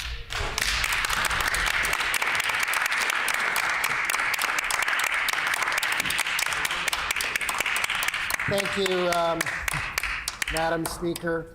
It's my pleasure as Minister of Environment, Climate, and Parks to stand today for second reading of Bill 22, the Environment Amendment Act.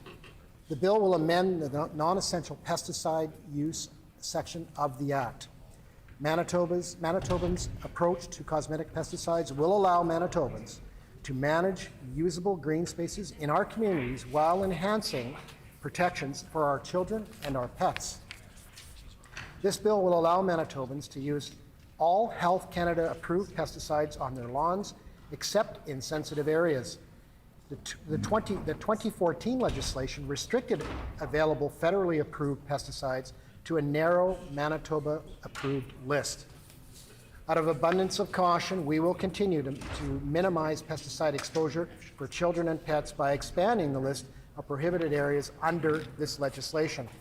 In addition to protections for schools, child care centers, and hospitals under the current legislation, the bill adds municipal playgrounds, picnic areas, dog parks, and provincial parks to that list as areas where cosmetic pesticides cannot be applied.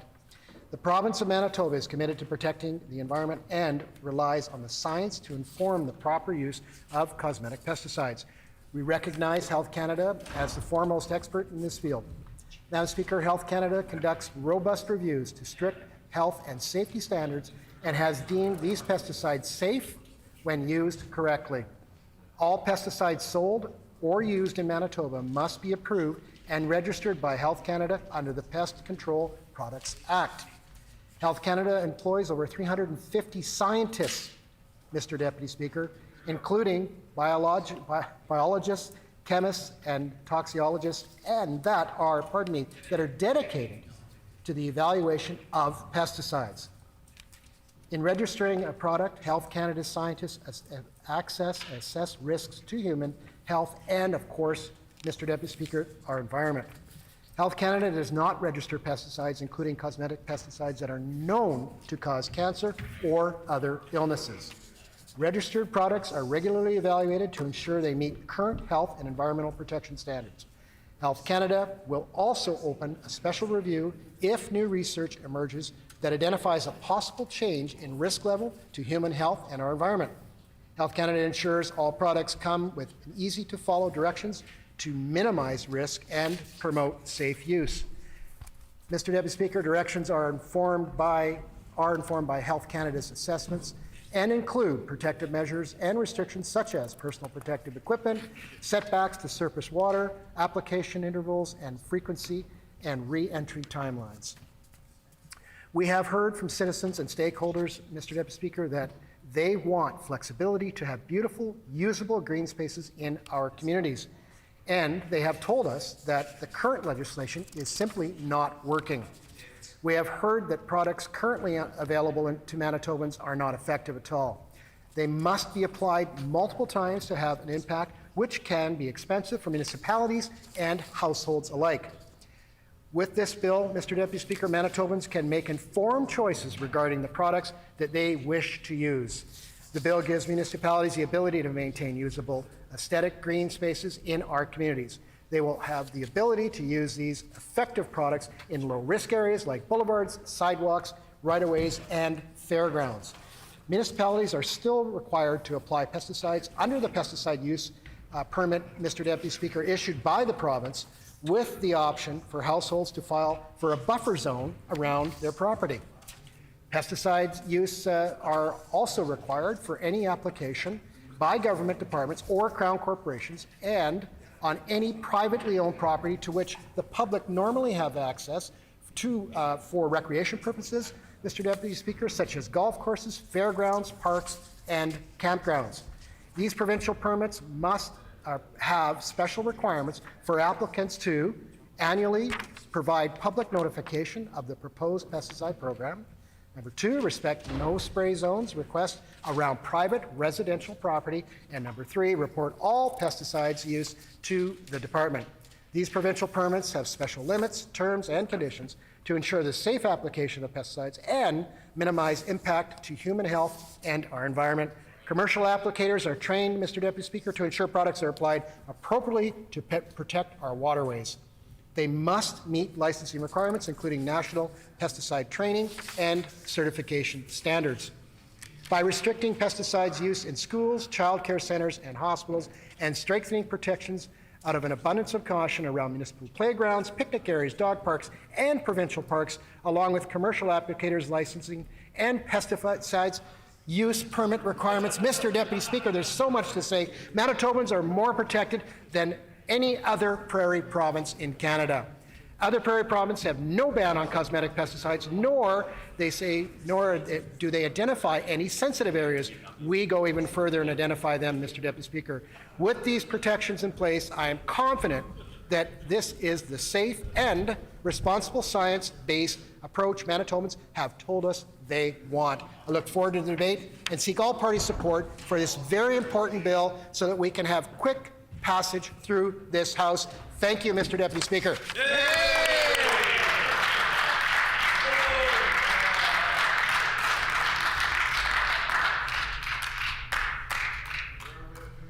Order, please. And I just want to encourage little groupings of members to keep the volume down. Please. A question period of up to 15 minutes will be held. Questions may be addressed to the minister by any member in the following sequence. First question by the official opposition critic or designate. Subsequent questions asked by critics or designates from other recognized opposition parties. Subsequent questions asked by each independent member. Remaining questions asked by any opposition members, and no question or answer shall exceed 45 seconds. The honourable member for Wolseley. Thank you, Mr. Deputy Speaker. I want to thank the minister for meeting with me last week to provide me with a briefing on this bill. And just to note that the minister did make a commitment to provide us side-by-side to me, and we haven't received that yet, and that's an important piece of understanding the bill. And can the minister explain why this bill doesn't prohibit the use in all municipal parks where children, dogs, pregnant folks might want to go? The Honourable Minister of Environment, Climate and Parks. Well, thank you, Mr. Deputy Speaker. And again, I would like to thank the member for taking the time to come to our office and do the bill review. And again, understand that this bill is based on science.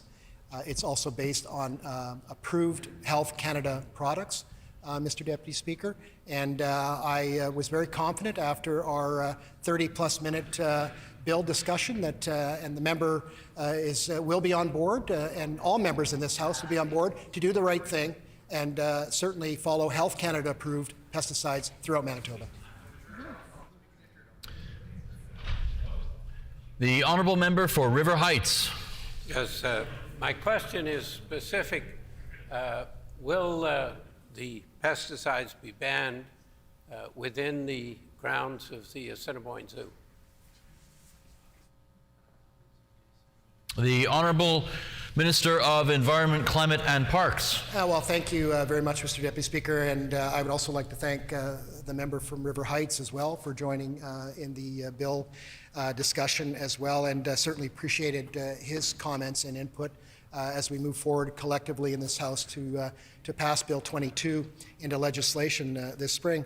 And certainly we know, and as I mentioned to the member from River Heights, municipalities will have their own autonomy, contrary to what the member from Concordia says, and will continue to have that autonomy to make decisions that are best for their community.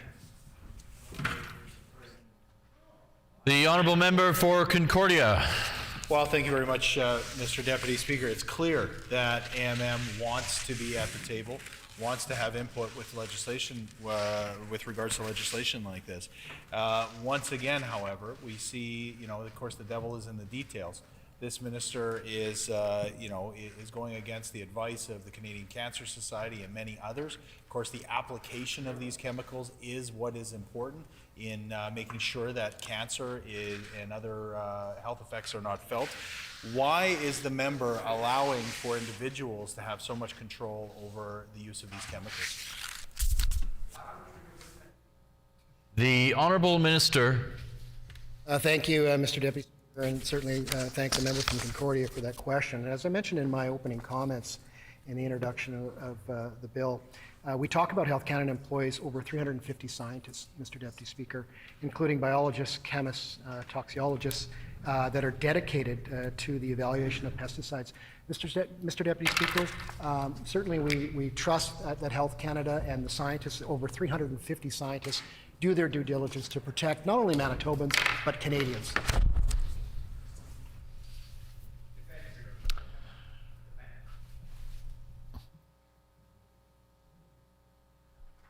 The Honourable Member for River Heights. Thank you.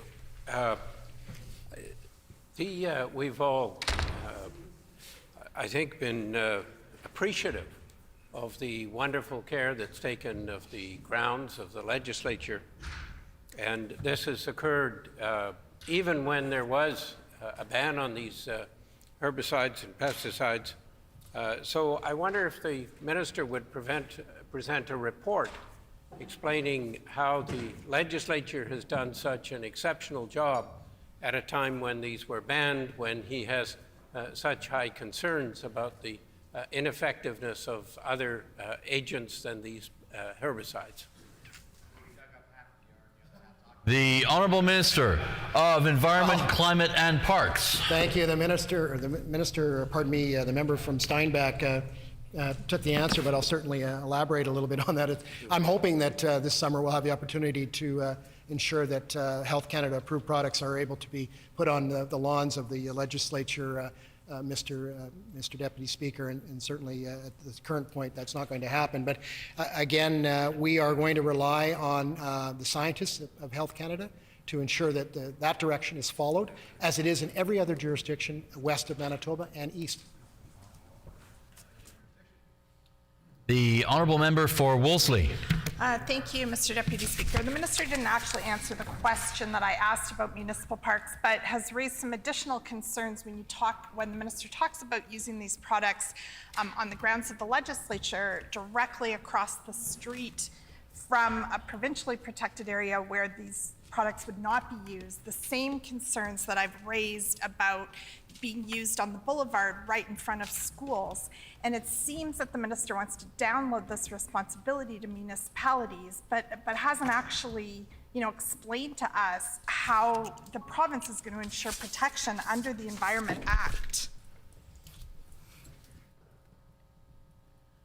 The Honourable Minister of Environment, Climate and Parks. Well, thank you, and certainly there's nothing about downloading here, Mr. Deputy Speaker. I'm not sure where the member is going with downloading. I mean, we know the NDP have a history of downloading onto AMM and all the members, 137 municipalities, but certainly municipalities also have local autonomy, Mr. Deputy Speaker. As I mentioned earlier, the City of Winnipeg has their own buffer zones in place, and certainly they will continue to move forward, and I had the opportunity to discuss that. Buffer zones, I know the member from Wolseley had a particular interest in Wolseley, where there are a lot of gardens planted in the area, in their front lawns, and certainly folks can apply and will be able to apply for those buffer zones based on the City of Winnipeg's bylaws. The Honourable Member for River Heights. Yeah, I'm asking the minister, given that the effects of these pesticides may well be on bird species as well as on children, whether the government has done any monitoring of bird species before the ban, during the ban, to find out if there's been any impact on bird species in Manitoba. The Honourable Minister of Environment, Climate and Parks. Well, thank you again, Mr. Deputy Speaker, and I know that Alberta and Saskatchewan, for instance, have no ban on pesticides, Health Canada approved pesticides.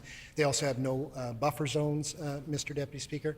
and no restricted areas. I call them the no-fly zones, like school grounds, playgrounds, parks, provincial parks, Mr. Deputy Speaker. So certainly we're going to trust the 350 scientists in Ottawa. I would suspect that the member from River Heights would also support the federal Liberals in the initiative to move forward with the best science that's available to us. The honourable member for Concordia, and if I could just make sure that the microphone's not covered. I know that was an issue. I can't see. Yeah, okay, terrific. The honourable member for Concordia. Well, it's a bold position for the Minister of the Environment to take, to stand against the Canadian Cancer Society, to stand against several environmental groups who are warning about misuse of these chemicals. You know, as I said, the devil is in the details, and it's all about the application of these chemicals and how they're used, how these herbicides and pesticides are used. So again, I want to ask the Minister, what steps or what regulations is he putting into place that will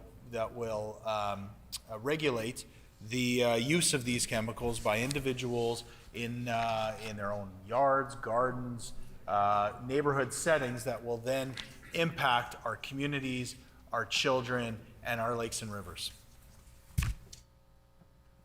The Honourable Minister of Environment, Climate and Parks. Well, thank you, Mr. Deputy Speaker. And again, in registering a product, Health Canada scientists assess risks to human health and the environment, which is done regularly by Health Canada.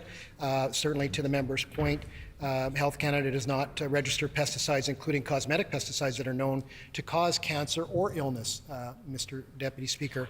In respect to the comments about application of Health Canada approved pesticides, we know that licensed operators have to be licensed regularly, of course, and Manitobans, if and of course when they are able to purchase Health Canada approved products, will have the ability, and I don't know why the member doesn't think this, to read The Minister's time has expired. The Honourable Member for River Heights. Yeah, I have had concerns from people with expertise who were not consulted on this bill. I wonder if the Minister would provide a list of the people who were consulted and who provided input. Will the Minister do that? The Honourable Minister of Environment, Climate and Parks. Well, thank you, Mr. Deputy Speaker. And again, certainly the member knows, and I've mentioned it a couple times in this question period, that Health Canada has 350 scientists that have done and continue to do their research to protect Canadians, in this case Manitobans, going forward, and will continue to ensure that the health of Manitobans is priority one. The Honourable Member for Wolseley. Thank you, Mr. Deputy Speaker. It's kind of entertaining how attached this government currently is to the federal government, and everything that they have to say is gospel. We'll see how that holds. But I'm wondering what message the minister has for all the other healthcare professionals that oppose the government's changes to the current legislation. What do you tell them?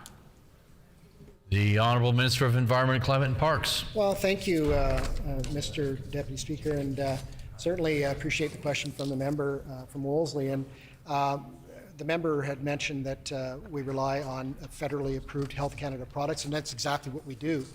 We don't rely on ideology. And also, too, as well, we know that there are a number of City Winnipeg councillors, Mr. Deputy Speaker, that have spoke out publicly as early as yesterday. I'm sure the member has had an opportunity to read the article from the CBC where Councillor Sean Nason, Councillor Schreier as well, Mr. Deputy Speaker, and Councillor Berwadi, just to start, have supported Bill 22. We'll continue to, and I'm looking forward to working in collaboration with the City of Winnipeg and all municipalities. The Minister's time has expired. The Honourable Member for River Heights. Yeah, the Minister, when I asked him for a list of people consulted, said that he'd consulted 350 Health Canada scientists, but I suspect that he's consulted other people. Would he provide a list of the other people that he's consulted? The Honourable Minister of Environment, Climate and Parks. Well, thank you very much, Mr. Deputy Speaker. And One thing our government does and prides ourselves on, unlike the members opposite, including the member from River Heights, is consult with Manitobans, and that's exactly what we've done. We've heard loud and clear that the bill that was introduced by the former government, the NDP government in 2014, was ideology set to only perform to a certain amount of their support, Madam Speaker. We know that we rely on science on this side of the House. That's exactly what we're going to continue to do. Health Canada approved products is exactly what we're talking about today. I wish the member from River Heights would just get on board. Order. Order. The Honourable Member for Wolseley. Thank you, Mr. Deputy Speaker. It is my understanding that this government did, in fact, conduct very brief consultation process in the summer of 2016. In the summer, when very few people were around or knew about the possibility, it was certainly recommended that they extend the consultation process, and to our knowledge, that didn't happen. What would be really helpful is if the minister could actually release the results of that consultation process and make them public. Will he do that for us to further understand the feedback on this bill? The Honourable Minister of Environment, Climate and Parks. Well, thank you, Mr. Deputy Speaker. And again, what we have heard during our consultations, and again, it's consultations that we do on a regular basis, Mr. Deputy Speaker, is to ensure that we expanded, I call the no-fly zones, like our school grounds, campgrounds, provincial parks, and playgrounds, Mr. Deputy Speaker. Those are just some of the areas that Manitobans have told us about. They want to ensure they understand the science. They know that Health Canada approved products are trusted, obviously, and certainly we will continue to take advice from Manitobans and not the member opposite. The Honourable Member for River Heights. Yeah, I'm disappointed that the minister could not provide a single name of a single person that he consulted. I think I'll ask again, will the minister provide a full list of the names of people who he consulted on this bill? Thank you. The Honourable Member, the Honourable Minister, of Environment, Climate and Parks. Thank you, Mr. Deputy Speaker. And I was pleased to be joined at our announcement 2 weeks ago by the President of AMM, Mr. Cam Blight, who we stood shoulder to shoulder with to move forward with a bill that's important not only to municipalities, Mr. Deputy Speaker, but to industry and to all Manitobans. We're looking forward to passage of this bill this spring, Mr. Deputy Speaker, and we're also looking forward to full support from members opposite. Thank you, Mr. Deputy Speaker.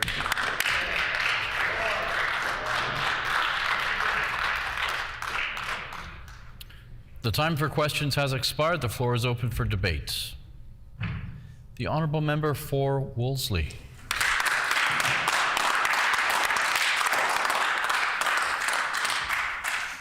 Thank you, Mr. Deputy Speaker. As I mentioned earlier, I have had a bill briefing with the minister on this. I've also had the opportunity to hear directly from the AMM on this issue, as well as numerous stakeholders across the last week. With this amendment to the Environment Act, weed killers and pesticides that are prohibited for use on lawns across Manitoba could be back on the market under this legislation, which for many activists and for many health providers in this province are saying this is a disappointment, and we certainly know it is a step back for climate change. We also know the government has been contemplating changes to the pesticide ban since they came into office, and all these years they haven't released any details, any results from the public consultations that were done during that brief time that I mentioned back in that one summer. Many Manitobans have long advocated for fewer chemicals in our water, on our land, and in our air. Increased pesticide use on private and public land could result in increased runoff into water, ultimately increasing nutrient loading into the waterways. I find it alarming, actually, that in his very first action as the minister wholly responsible for the environment and climate in Manitoba, that the minister has chosen to repeal legislation that reduced the public's exposure to synthetic chemicals. Rolling back legislation that protected our environment does not advance any kind of fight against climate change. It also raises concerns for the health and well-being of our children, pets, and folks who are pregnant, or those with chemical allergies or other immunocompromised conditions. We know that the bill prohibits the use around picnic areas, but the bill doesn't define what a picnic area is, and nor was I able to secure a solid definition of what that meant from the minister. This bill leaves the ability for the pesticides to be used on boulevards near schools and in lots of places in our community where kids and dogs and other pets may play. The Progressive Conservative government should be doing everything they can to limit the use of pesticides, but instead the Minister of Environment, Climate and Parks is encouraging the opposite. And while he noted a couple of provinces that have not created progressive legislation on this issue, I will note that the majority of jurisdictions in this country have restricted the use of cosmetic pesticides. That includes Ontario, British Columbia, Quebec, New Brunswick, Nova Scotia, PEI, and Newfoundland. And none of these jurisdictions have repealed or rolled back these laws. Now, since the minister has chosen not to release any of the consultation notes from that brief consultation, I am going to share some information to the record of information that was provided to the government at the time of that consultation. These notes are from 2016, and they come from an organization called, or a coalition, the Cosmetic Pesticide Ban Manitoba, about the restricting of non-essential uses of pesticides in Manitoba. Now, there's a long list of members who contributed to this work. I'm not going to read all 29 organizations, but I would like to flag and highlight a couple of these. There's a group called the Campaign for Pesticide Reduction, Winnipeg. There's the Canadian Association of Physicians for the Environment, most notably the Canadian Cancer Society. And honestly, I would want to know take a look at that research compared to the research of the federal government. The Canadian Cancer Society supports the ban on cosmetic pesticide use. Some of the other organizations are, of course, the Canadian Parks and Wilderness Society, the Green Action Centre, the Environmental Health Association of Manitoba, Learning Disabilities Association of Manitoba, and of course they have a concern about this because of the neurological impacts of these chemicals. There's the Manitoba College of Family Physicians. These are the medical professionals I would like the minister to have had the courage to speak to and explain why he's ignoring their advice. There's the Manitoba Lung Association, the Social Planning Council of Winnipeg, and even the Winnipeg Humane Society, whose interest is in the care of our pets and the long life of our pets. So I want to share a bit of that information that did come to the government as part of the consultation process. This is a coalition that came together back in 2013 before the legislation changed, and they continued to meet and continued to gather data and try to speak to the government in 2016 on this issue. Their argument is that restrictions on pesticides are required in order to protect vulnerable populations and community residents from serious health risks associated with exposure to these chemicals. According to the Ontario College of Family Physicians, those at particular risk include children, newborns, and pregnant women. The range of harmful effects includes adverse reproductive, neurological, and respiratory outcomes. People with chemical sensitivities and otherwise healthy adults are also at risk. As well, the health of pets can be affected through close contact with treated lawns and green spaces. Pollinating insects can also be impacted. Runoff pesticides and their breakdown products contaminate waterways and can disrupt sensitive ecological processes. Again, at the time of providing feedback, This organization wanted to explain why they were challenging the federal authorities on this issue. And so they were speaking about the pest management regulatory agency that has claimed that these pesticides are safe. As noted by critics such as Ontario physician Dr. Neil Ara, an appointee to the Federal Pest Management Advisory Council, the test methods on which PMRA relies are insufficient to capture the adverse health effects of long-term, low-level exposure to these chemicals alone, and in combination with other environmental toxins. And despite federal assurances, Ontario's College of Family Physicians, in a systematic review of 142 health studies, concluded that this review provides evidence that non-organochlorine pesticides may cause deleterious, sorry, I can't even say that word, but we'll just say difficult or bad reproductive outcomes. The most suggestive evidence is of an association between fetal growth outcomes and pesticide exposure. The studies in the systemic review show that prenatal pesticide exposure is consistently associated with measurable deficits in child neurodevelopment across a wide age range from birth to adolescence. Taken as a whole, the results of the systematic review of pesticide exposure and child neurodevelopment suggest that children are experiencing neurodevelopmental problems throughout childhood that are associated with prenatal and childhood pesticide exposure. Overall, there is evidence that exposure to pesticides and to organophosphate or carbonate insecticides in particular is associated with the development of respiratory symptoms and a spectrum of obstructive and restrictive lung diseases. I'm sure there are members on the other side of the House with children or grandchildren who have seen some of the outcomes.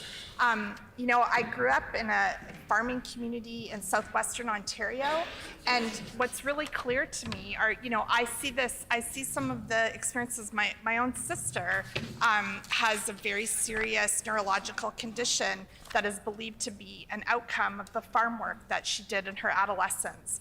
So, you know, I'm not coming to this as someone without both an interest and concern for agriculture, and in this case, we're not even talking about limiting what happens in agriculture. We're simply talking about cosmetic pesticide bans. The PMRA process, according to this group of researchers, this process falls short in many ways.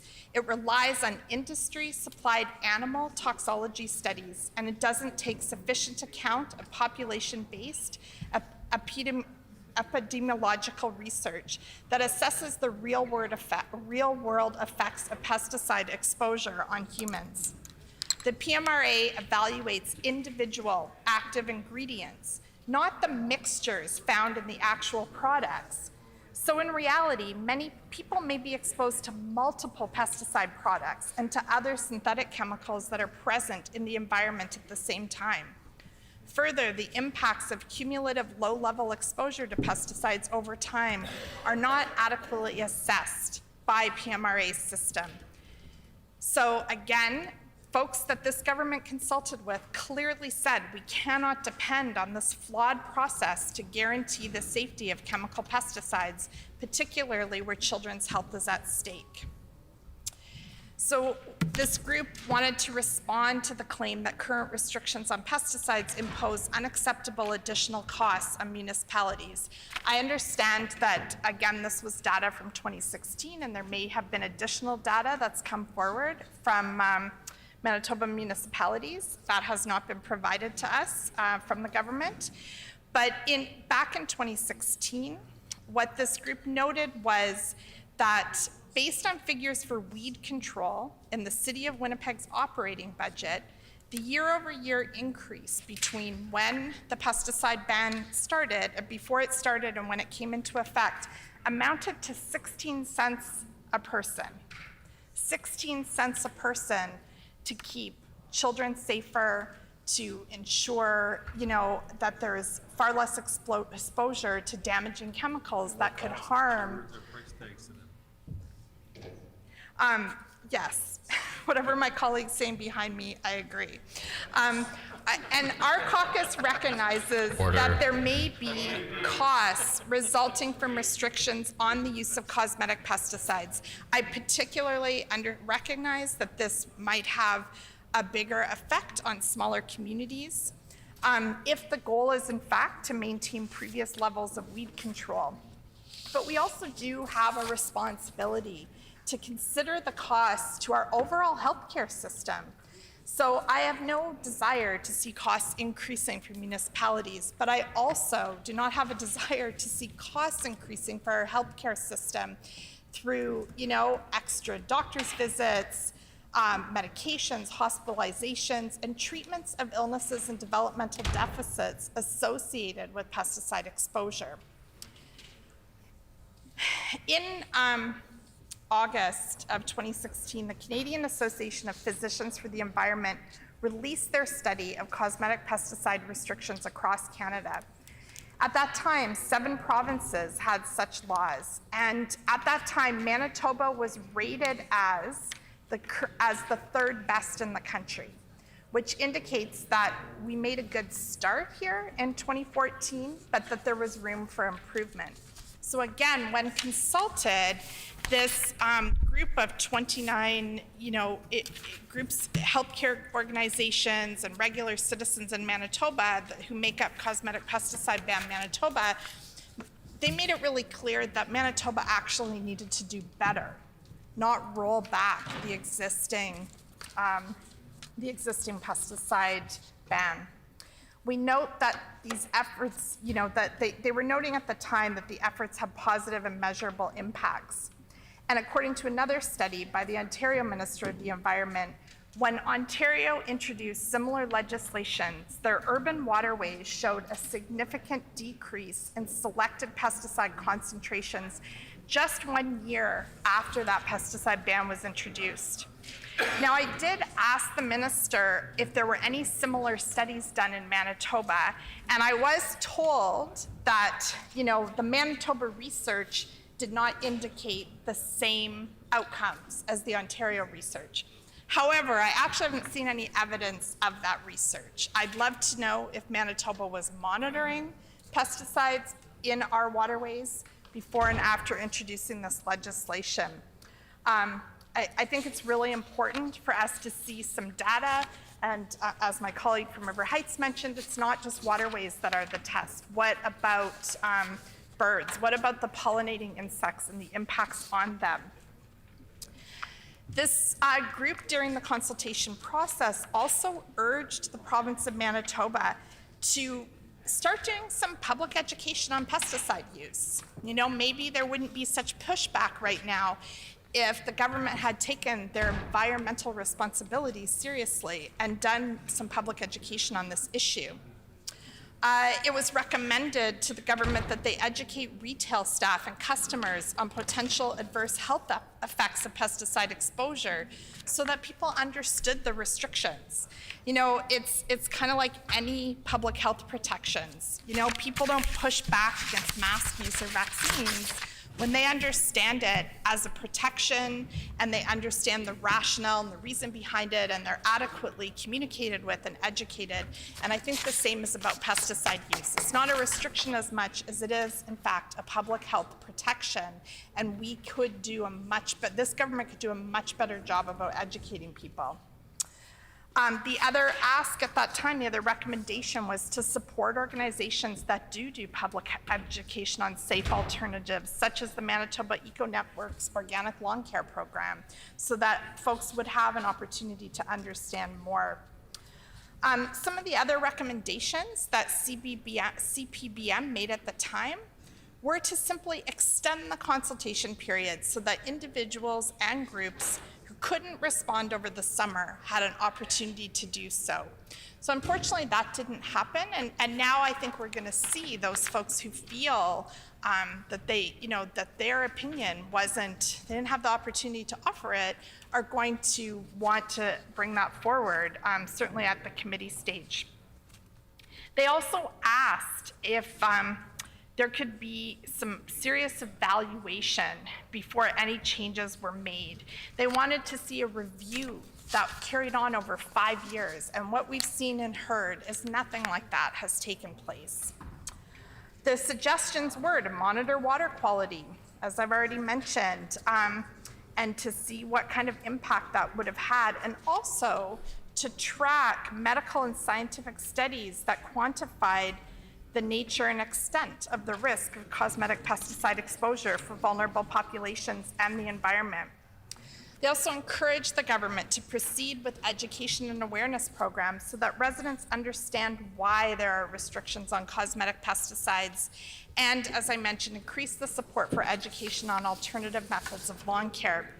So I really want to thank this coalition, the Cosmetic Pesticide Ban of Manitoba, because they've taken, I've had the opportunity to speak with several of these groups this week to understand more, because obviously I wasn't in the legislature back in 2014 when the original bill was passed, so it's been really helpful to understand some of the history on this issue and to understand how essential this still is for the people who were working on this issue at the time.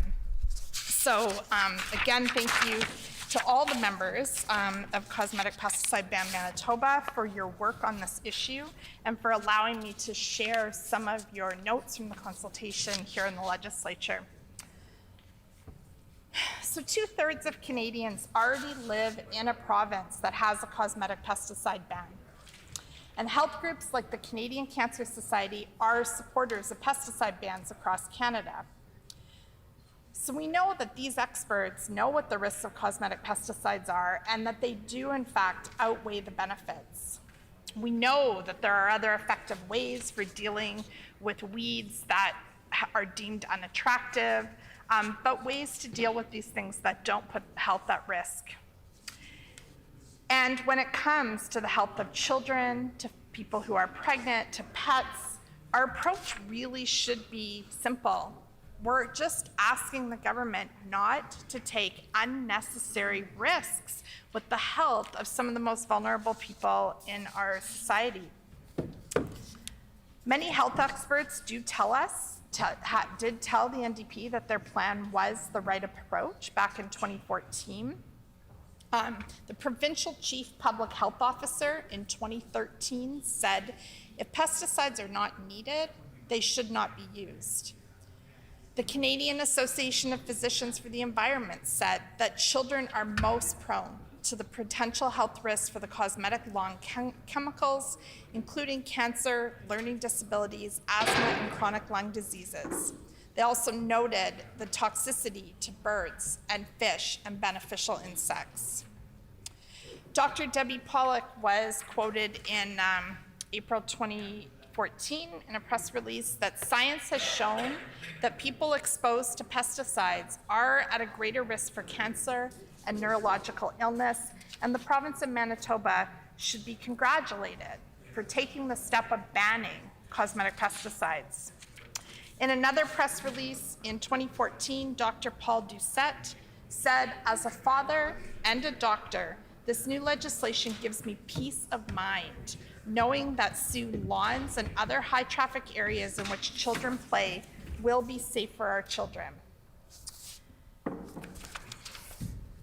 In affirming our support for Manitoba's current legislation, we note that hundreds of communities across Canada have successfully adapted to restrictions on toxic pesticides and still enjoy beautiful lawns and gardens and safe play spaces that don't endanger the health of residents.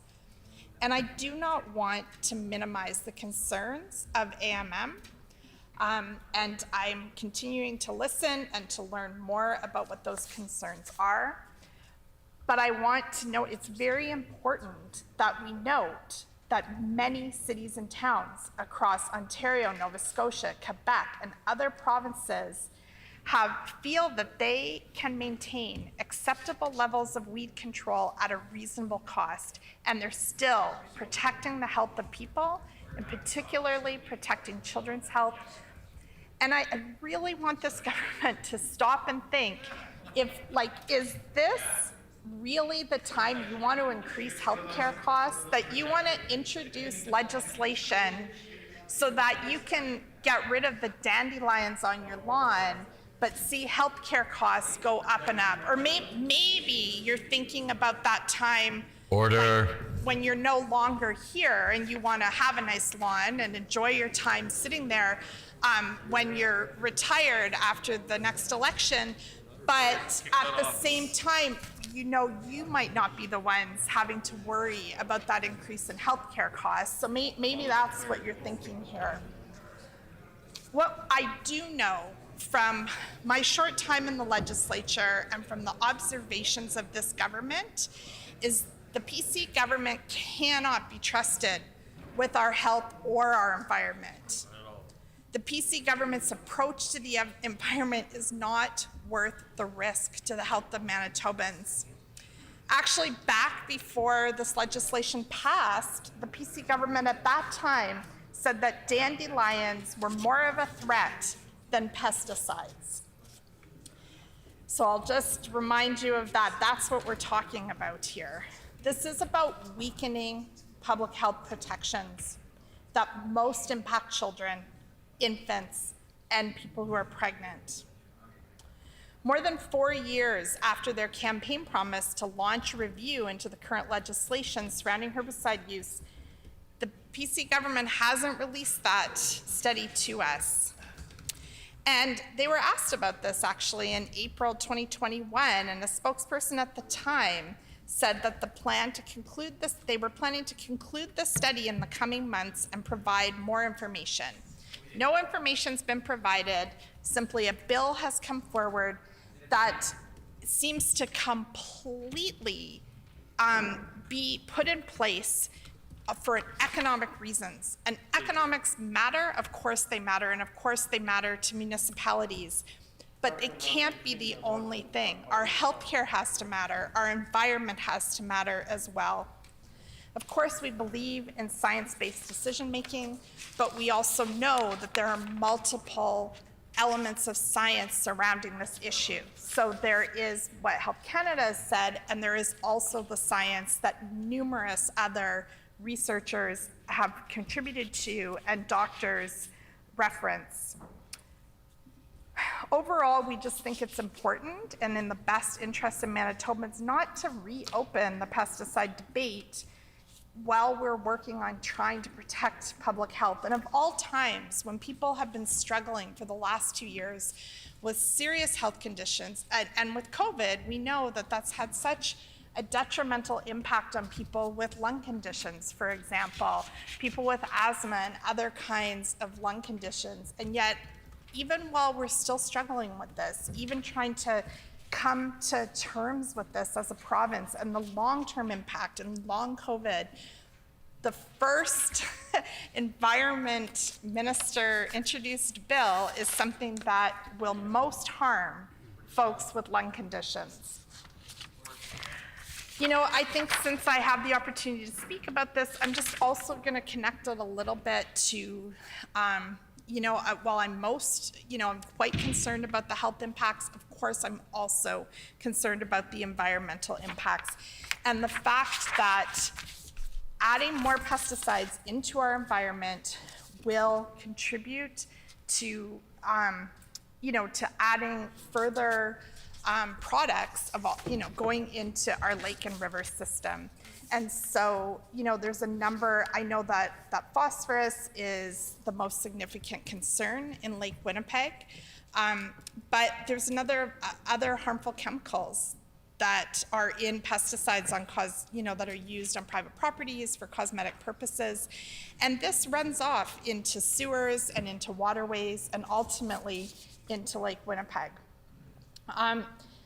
So it's an addition to the nutrient runoff. So while the government is still not moving forward on addressing the North End Water Treatment Plant, we're still waiting for some action to be taken there. They're passing legislation that has the potential to actually increase the nutrients that cause the problems in Lake Winnipeg. The North End Treatment Plant is the largest single point emitter of phosphorus, and yet still this government has not created a solid, efficient plan to get that work done. And this is really tied up in that. This entire bill is about putting more chemicals into the water, more chemicals into the air, certainly more chemicals into the land. And, you know, I did raise with the minister that the community I represent has very small properties. We don't have, have some of the luxurious properties that some other members of this House might be familiar with. But on our small properties, people often are growing food, and that they might be growing that food right in that very small square footage at the front of their house. As food prices are going up, as it's more and more difficult for families to put a good meal on the table, if they're choosing to grow a garden and pesticides are sprayed on the boulevard literally 5 feet away from where they're growing their food, this is going to have an impact. And, I hear the minister saying, well, that's up to the city of Winnipeg to regulate. But at the same time, he just gave me a list of City of Winnipeg councillors that don't seem very concerned about the overall impacts of this.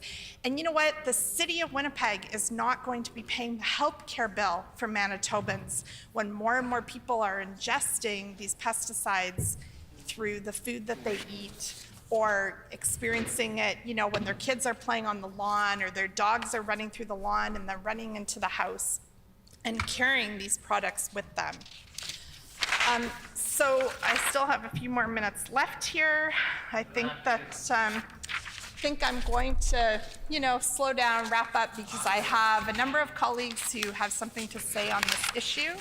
And I guess the last thing I do want to say is that, for how partisan we can be in this House on so many issues, I'm genuinely perplexed why a government, for their first piece of environmental legislation in a very long time, would bring in something that actually is harmful to the environment, and why a government struggling with healthcare costs would bring in a bill that will ultimately increase healthcare costs for Manitobans.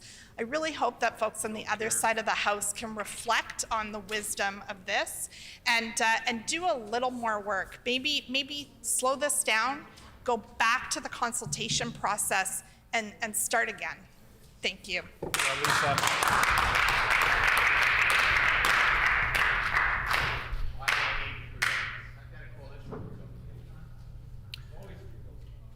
The honourable member for Midland.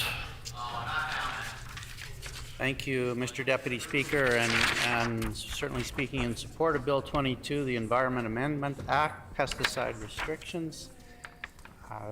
This is Health Canada approved pesticides. This is the Pesticide Management Review Agency that does these, and I would note that the member for River Heights was, in his federal days, was the Secretary of State for Science, Research and Development.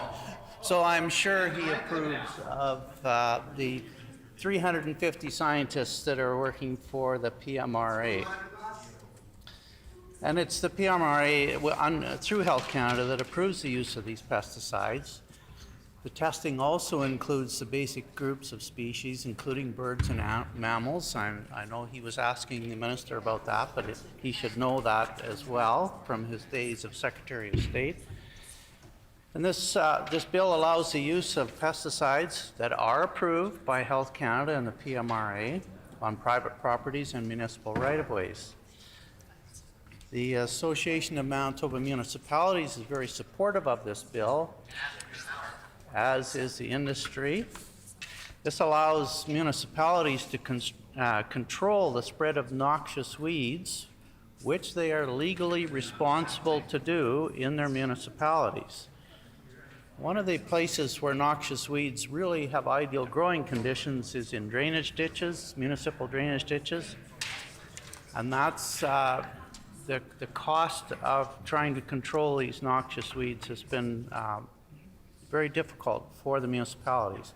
So it gives them the option to use these approved pesticides. They don't have to. Nobody's telling municipalities or private land homeowners that they have to use these pesticides. If they've found an alternate means of controlling weeds, then they're certainly welcome to do that.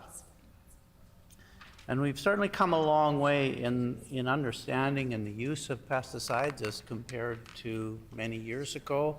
There is an awareness now of using them properly, of following the directions. Buffer zones are to be observed.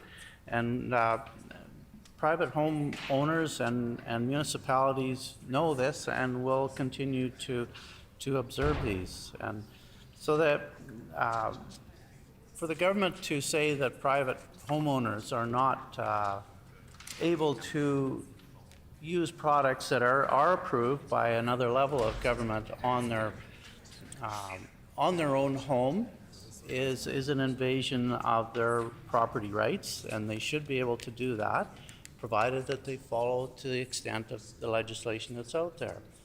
And again, I just want to re-emphasize that no person or no municipality is being forced to use these approved pesticides. They can choose to use other products if they feel that that is what they should do. And this is a step forward for controlling, and I really want to emphasize for municipalities and noxious weeds, because this has been a real concern for them, for the agriculture industry, which is also responsible on their own property for controlling noxious weeds. And when you have particular drainage ditches and right-of-ways that where these noxious weeds are growing, and the municipality really doesn't have an effective means of controlling them, this does spread, these noxious weeds spread, and it becomes a concern for everyone, and an additional cost for adjacent landowners in the agricultural industry. So, Mr. Deputy Speaker, I think this is good legislation that's been long overdue. The NDP love to try to politicize this, but it is really what many homeowners and municipalities, they'll have the choice to use these products if they so desire, but we're not forcing them. Thank you, Mr. Deputy Speaker.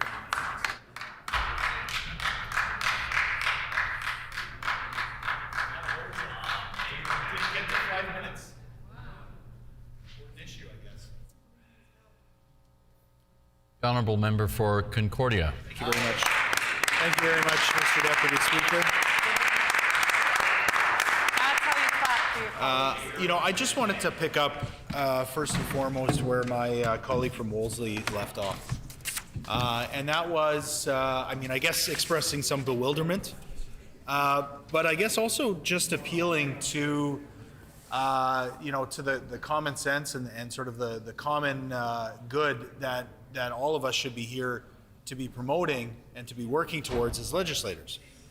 And for me, when it comes to this bill in particular, it's not difficult for me to understand what the right thing to do is. Because for me, all I have to do is think about my own family, my own kids. I've got young children, as many in the House know. And those children are still at the age where, I guess you'd call it unsupervised or what's the word I'm looking for here? Play in parks that is unstructured is still a very important part of their daily lives this summer. I guess also, in part because of the pandemic and how restricted we were on some of the structured play. It was very normal for my son, he's an early riser, for my son to wake up and to say, Dad, I'm going to the park to throw my boomerang, or I'm going to go meet up with my friends down at this playground and we're going to play. And he's at the age now where we can send him out the door and he can go out and play. And I love that, because I remember as a kid, I remember having that same experience. Going out and the neighborhood was yours to play in, and to play in all the green spaces, and we have got some really great places in my neighborhood for them to play. But I also remember as a young kid going to those parks after they had been sprayed with herbicides and with pesticides. And all of us probably of my generation and older know that smell. remember that smell of those chemicals that have been applied to the school grounds and to the parks. Now, maybe, you know, when I was young, I know certainly in subsequent years and when my kids, I guess, were very young, there would be signs, there would be some kind of signage. But again, I'm talking about my kids going out and experiencing these green places, these green spaces. And for them, they're not looking at the sign, they're not thinking about what that is, they just want to play and have a good time. When the previous government took on this issue, it wasn't an easy issue to tackle because for many, it is important that those green spaces are protected, and for some people that means that it needs to be a lush green lawn. And certainly we understand that for sports fields and other places, that is an important part of making sure that we have a safe place to play.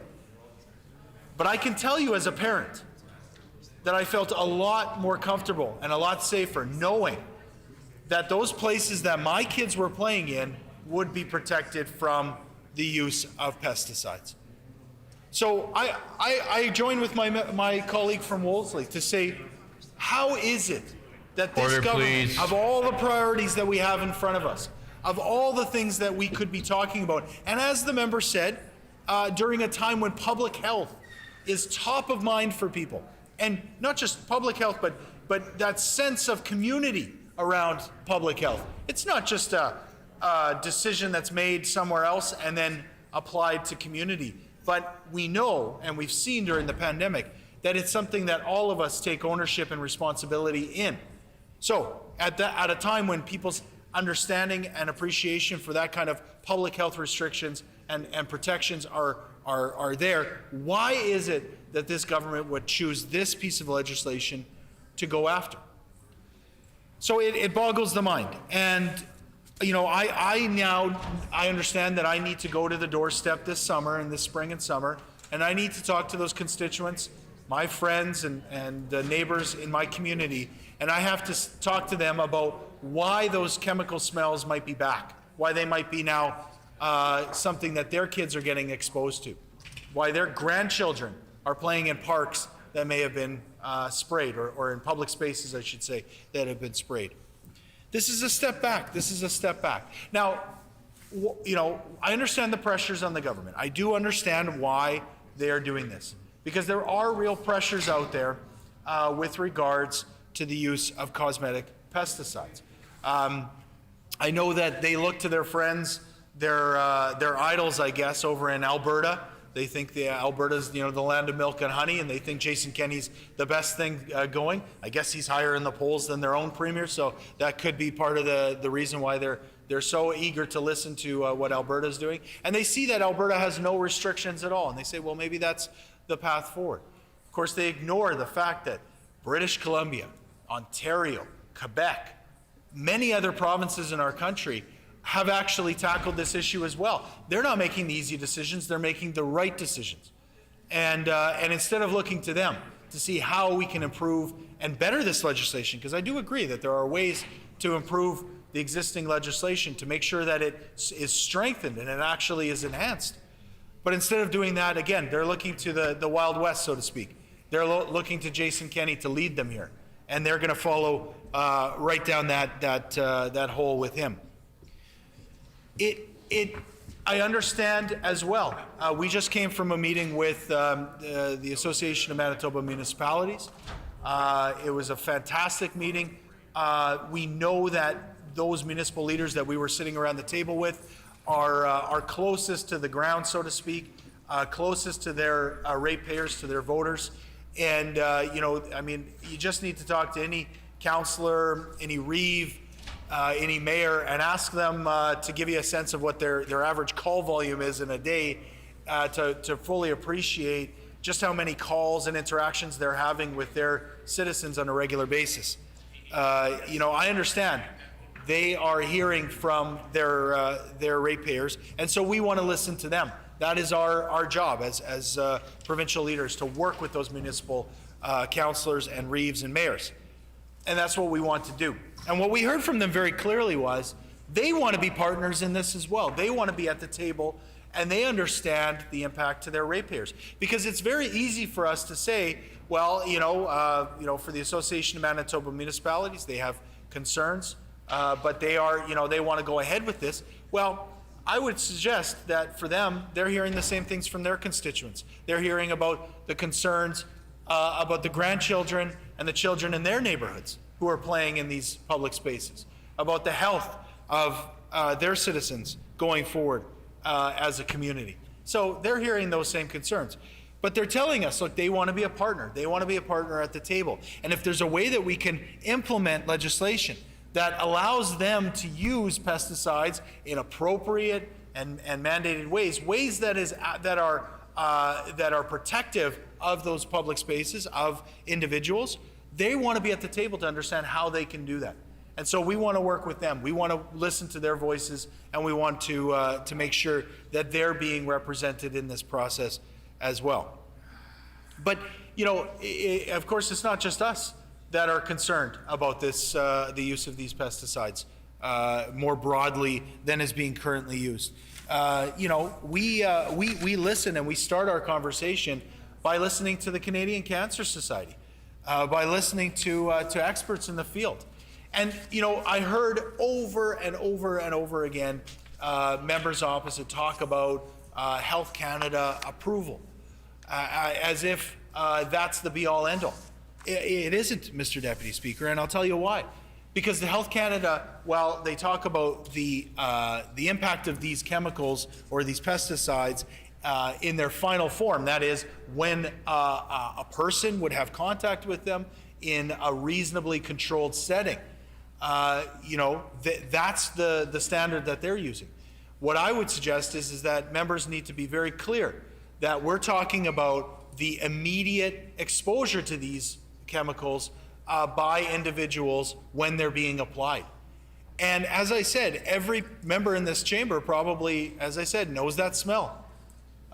Maybe even knows that feeling, because if you come in contact with these chemicals, even just on the surface of your body, you'll get a tingling. You'll feel it, right? These are not innocuous chemicals. They have an effect. And what the Canadian Cancer Society, what the Canadian Association of Physicians for the Environment says, what so many others say about these chemicals and these pesticides, is there is a real danger. And so if they're just being applied in a way that's not regulated, that isn't appropriate for the use, for the minister to say, well, people know how to read a label, as if that's the be-all, end-all.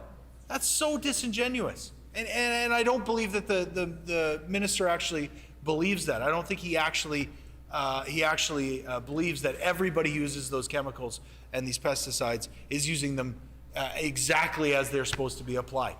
So there are ways that we can strengthen this. There's ways that we can actually ensure that it's not just being given out to anybody and everybody, that anybody and everybody can use these exactly how they want, that there is some ability for us to say it can be used in certain circumstances, but not in others. I always talk about Lake Winnipeg. I'm a big fan of not just Grand Beach, where I spend a lot of my time, but many, many places around the lake. I feel just a certain connection to that place. And the member from Transcona reminded me about Hecla Island, where we were just spending some time ice fishing and skating, and not this member of Transcona and I, but myself and my family. Just to be clear, although I'd be happy to go with the member for Transcona anytime. I have a real affinity for Lake Winnipeg and for that particular natural space, as do so many other people in this province. And there's a lot of people who have land that borders the lake or backs right onto the lake. And do we want those people to go out with their pesticides and apply it in a place that it would run off directly? Oh, well, the weatherman says it's not going to rain, so I can spray this pesticide on my property, and then, there was a sudden rainstorm, and that chemicals washed directly into our lakes. Nobody would say that that's a good idea. Do we want this being used by maybe a parent who doesn't understand the impact that this can have on their family, spraying it in their backyard and then letting their kids to go out a few hours later to play, or their dog, their animals. The member for St. John's would remind me is also important to remember about the animals who are impacted. These are all circumstances that are not just hypotheticals, but this is how the chemicals had been used in the past when people didn't understand the impact that they have. So when you have groups like the Canadian Cancer Society saying very clearly, these need to be regulated, these can have serious effects on our health, we need to listen to them, and we need to understand how we can strengthen this legislation rather than repealing it and simply striking it down. I want to be clear on this point, Mr. Deputy Speaker, that this bill is simply repealing so many of these simple and effective regulations within this act that protect our communities. And I just wanted to make sure that I put this on the record, that one of the most egregious, I would suggest, parts of the act that this repeals is section 40.5. No person shall use or cause or permit the use of a prescribed pesticide in, on, or over the exterior property of a school, of a hospital, or of a child care center. This is the priority of this government, to repeal legislation and repeal an act that protects our hospitals, protects our schools, protects our child care centers. I just cannot fathom why this government would take this wholesale approach to this kind of legislation, to simply wipe it out instead of saying, how can we improve it, right? How can we listen to the experts on this? How can we protect our children? How can we protect our communities? They're not doing that. In fact, they're just wiping it out and moving on as if there's no problem. So, returning to my original point that I was trying to make with regards to our partners in AMM, they know this message too. The members that we met with today all have children, they all have grandchildren, they all live in communities where people are concerned about this. They don't want to put them in harm's way either. And that's the starting point that all of us need to take. Now, how can we work with them to make sure that we're also looking after our infrastructure, that we're making sure we appreciate a government that has cut and frozen their funding for 6 years, going on 7 years now, Mr. Deputy Speaker. And coming out of COVID, they are feeling the financial pressures as well. And so they're looking at ways to make sure that they're being responsible to their ratepayers. So, I get that. And that's why I want them at the table, along with, I want the experts at the table. I want everybody at the table. That's the industry, right? We haven't even talked about the industry that applies some of these chemicals. I remember very clearly when this legislation came forward. People might think that this was just an exercise of listening to, environmentalists, or just the Canadian Cancer Society, which, I would suggest is not a bad starting place, but, it wasn't. It wasn't. There were many meetings that happened and many consultations that happened with industry, with the industry the pesticide industry, with owners of golf courses, with many others. These conversations happen. So if those folks want to be at the table, why is it that this minister won't sit down with them, won't listen to them, won't even table? He did, I don't even know if he was aware. I'm glad that the member for Wolseley reminded him of the consultation that was done, obviously before he was minister. But I wonder if he's even looked at those documents. And the member for Wolseley has asked, let's see what they were, Your rushed consultation that happened in, I believe she said, 2019, in the middle of summer when nobody was paying attention. Let's see what the consultation showed. Why won't he table those documents and let us see what his own consultation showed?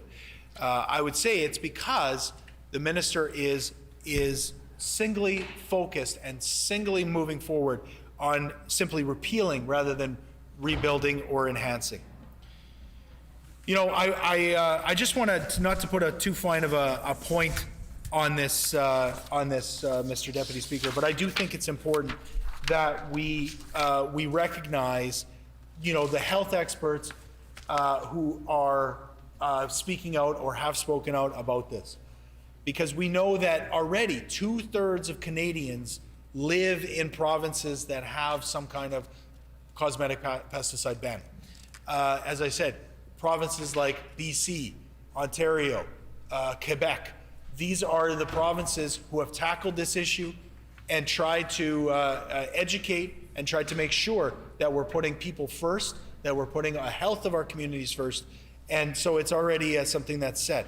But as I said, it's the health groups that are forming the basis of these pieces of legislation. The Canadian Cancer Society, who are supporters of the pesticide ban across Canada, and it was incredibly surprising that the minister stands against the Canadian Cancer Society, does not stand with them on this issue. It's very, very telling of what his priorities are. We know there are other effective ways of dealing with these problematic weeds. There are definitely proper uses of pesticides, but in places like our Manitoba legislative grounds, where we have continuously have people gathering well, lately it's been protesting this government, but you know, even when there's a good NDP government, people want to come down just to enjoy the grounds and enjoy the public space. And the minister was clear that he's willing to spray pesticides all over the grounds without any kind of consideration for those uses. We've heard from the provincial chief public health officer back in 2013 who said, quote, "If pesticides are not needed, they should not be used."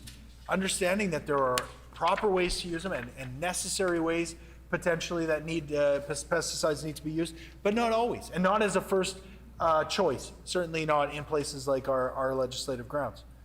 The Canadian Association of Physicians for the Environment says that children are most prone to the potential health risks of cosmetic lawn chemicals, and they are then exposed to cancer, to learning disabilities, asthma, chronic lung disease, and we know that pesticides can also be toxic to birds, fish, and to beneficial insects.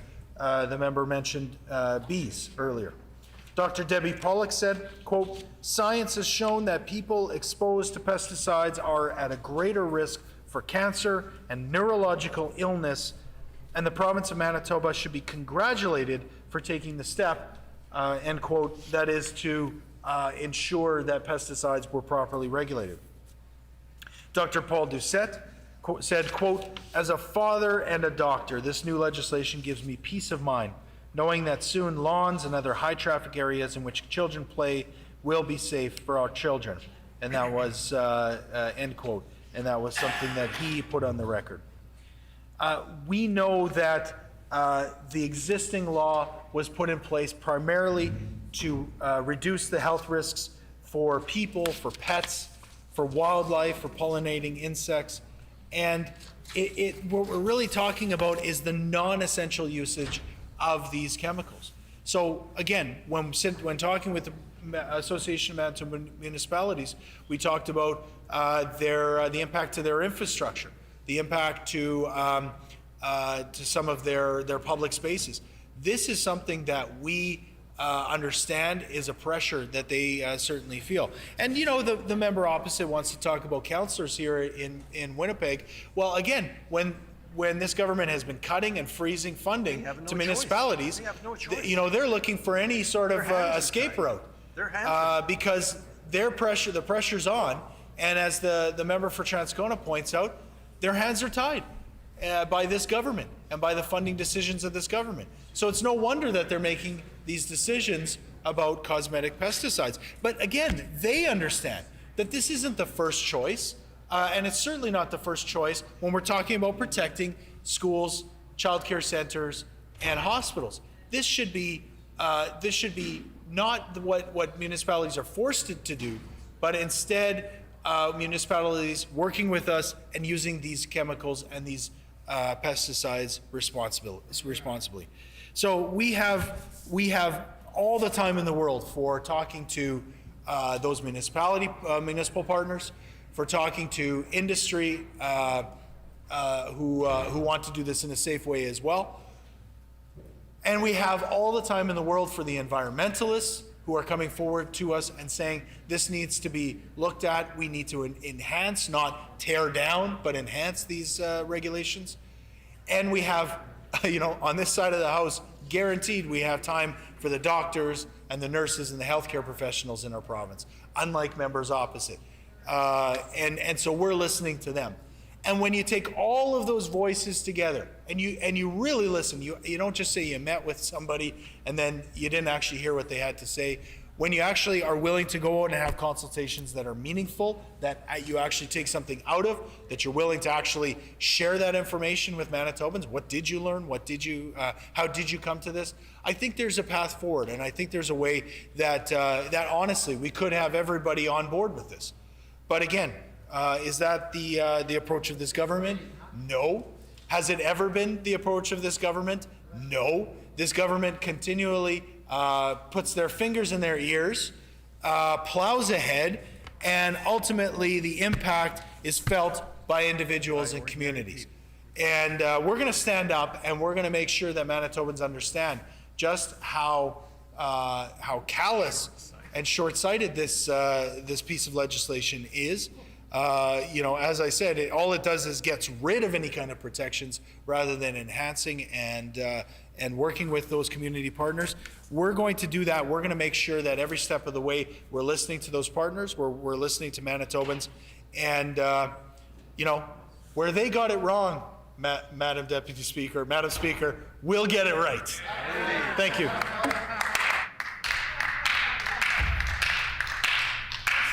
The Honourable Member for River Heights. Yeah, Madam The Honourable Speaker, Member for River Heights. This Bill 22, Order. This Bill 22 will reverse earlier legislation which was put in place, I believe, in 2014, which banned cosmetic pesticides, the use of cosmetic pesticides in Manitoba. As we consider this legislation, we as legislators need to be concerned about the potential impacts on human health, well-being. We want to optimize health. We want to prevent sickness. We want to make sure that we are not going down a track which will increase neurological issues, learning and behavioral problems, crime, etc. We also are at a time when we've got to be very careful about ecosystem health. The health of ecosystems in Manitoba, the health of birds, the health of mammals, including bats, the health of insects like bees. This is very important that we preserve biodiversity and that we are looking at the impacts of what we do on the health of ecosystems in our province. We all remember what happened with DDT, that when DDT was used, that it had major adverse effects on many bird species, from cormorants and pelicans to eagles to peregrine falcons to many different species of raptors, which are birds which are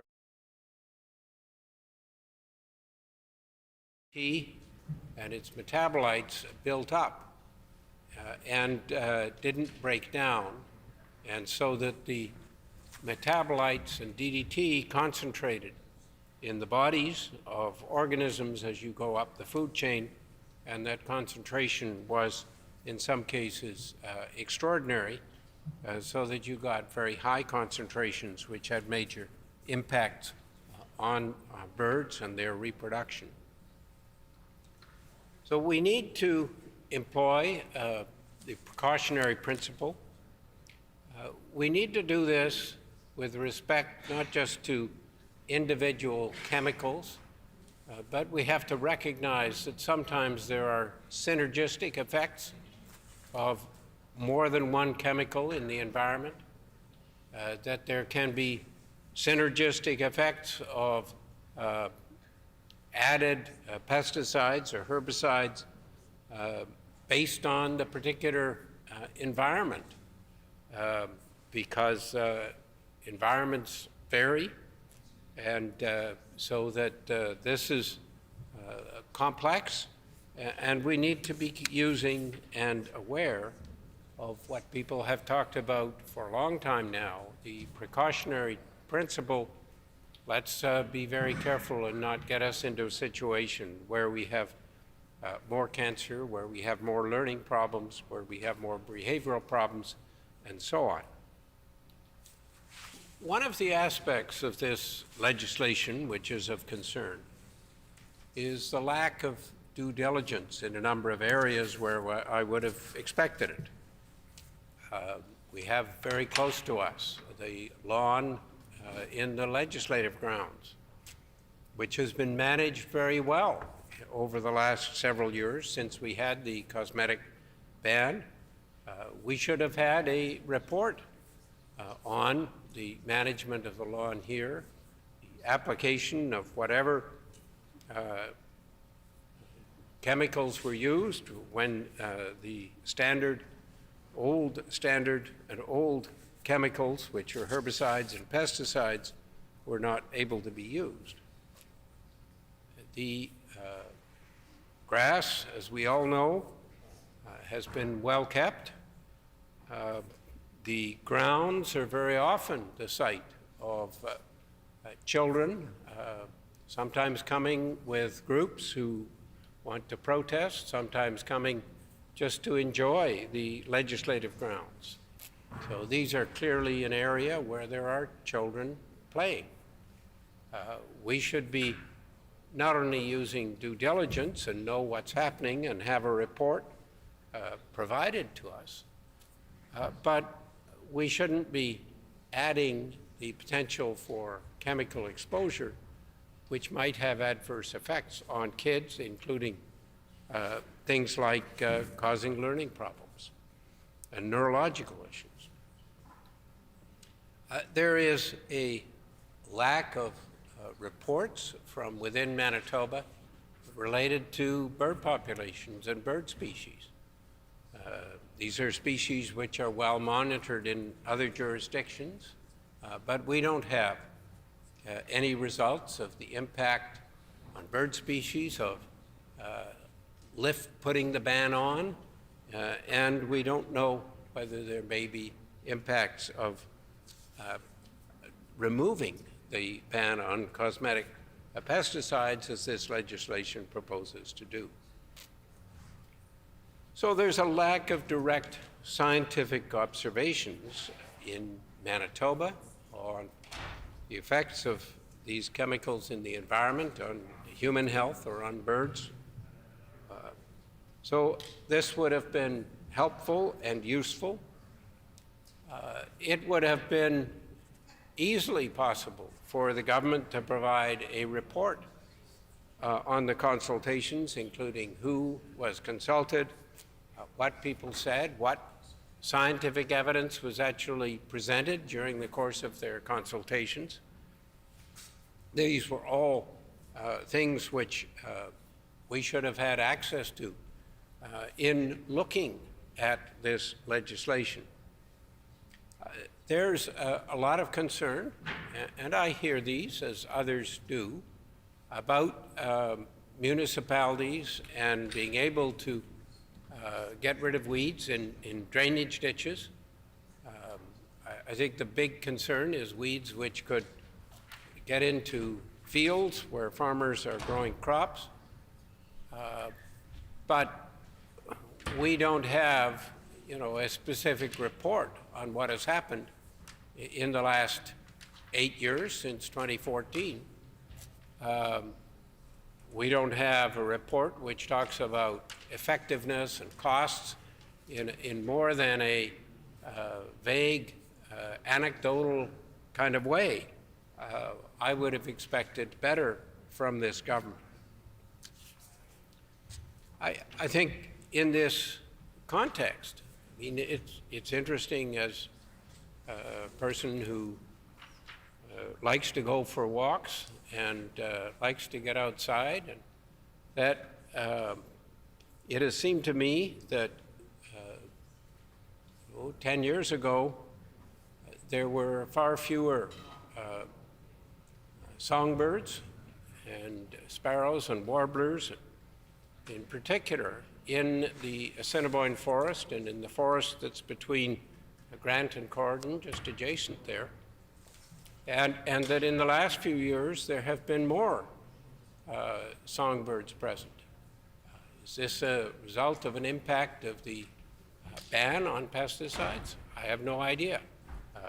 Maybe it's objective research wouldn't show the same effect, but it's these kinds of observations which we need to be concerned about and interested in and looking at, because when we're looking at making a major change in the use of chemicals, in this case pesticides in Manitoba, we should be doing careful due diligence. We should be making sure that we have observations which can be replicated.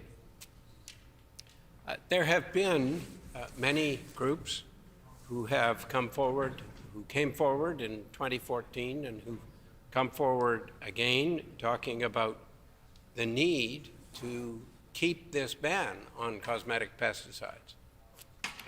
It's interesting that Ontario and Quebec and a number of other provinces have been able to not only bring in this ban, but keep it and operate it very successfully.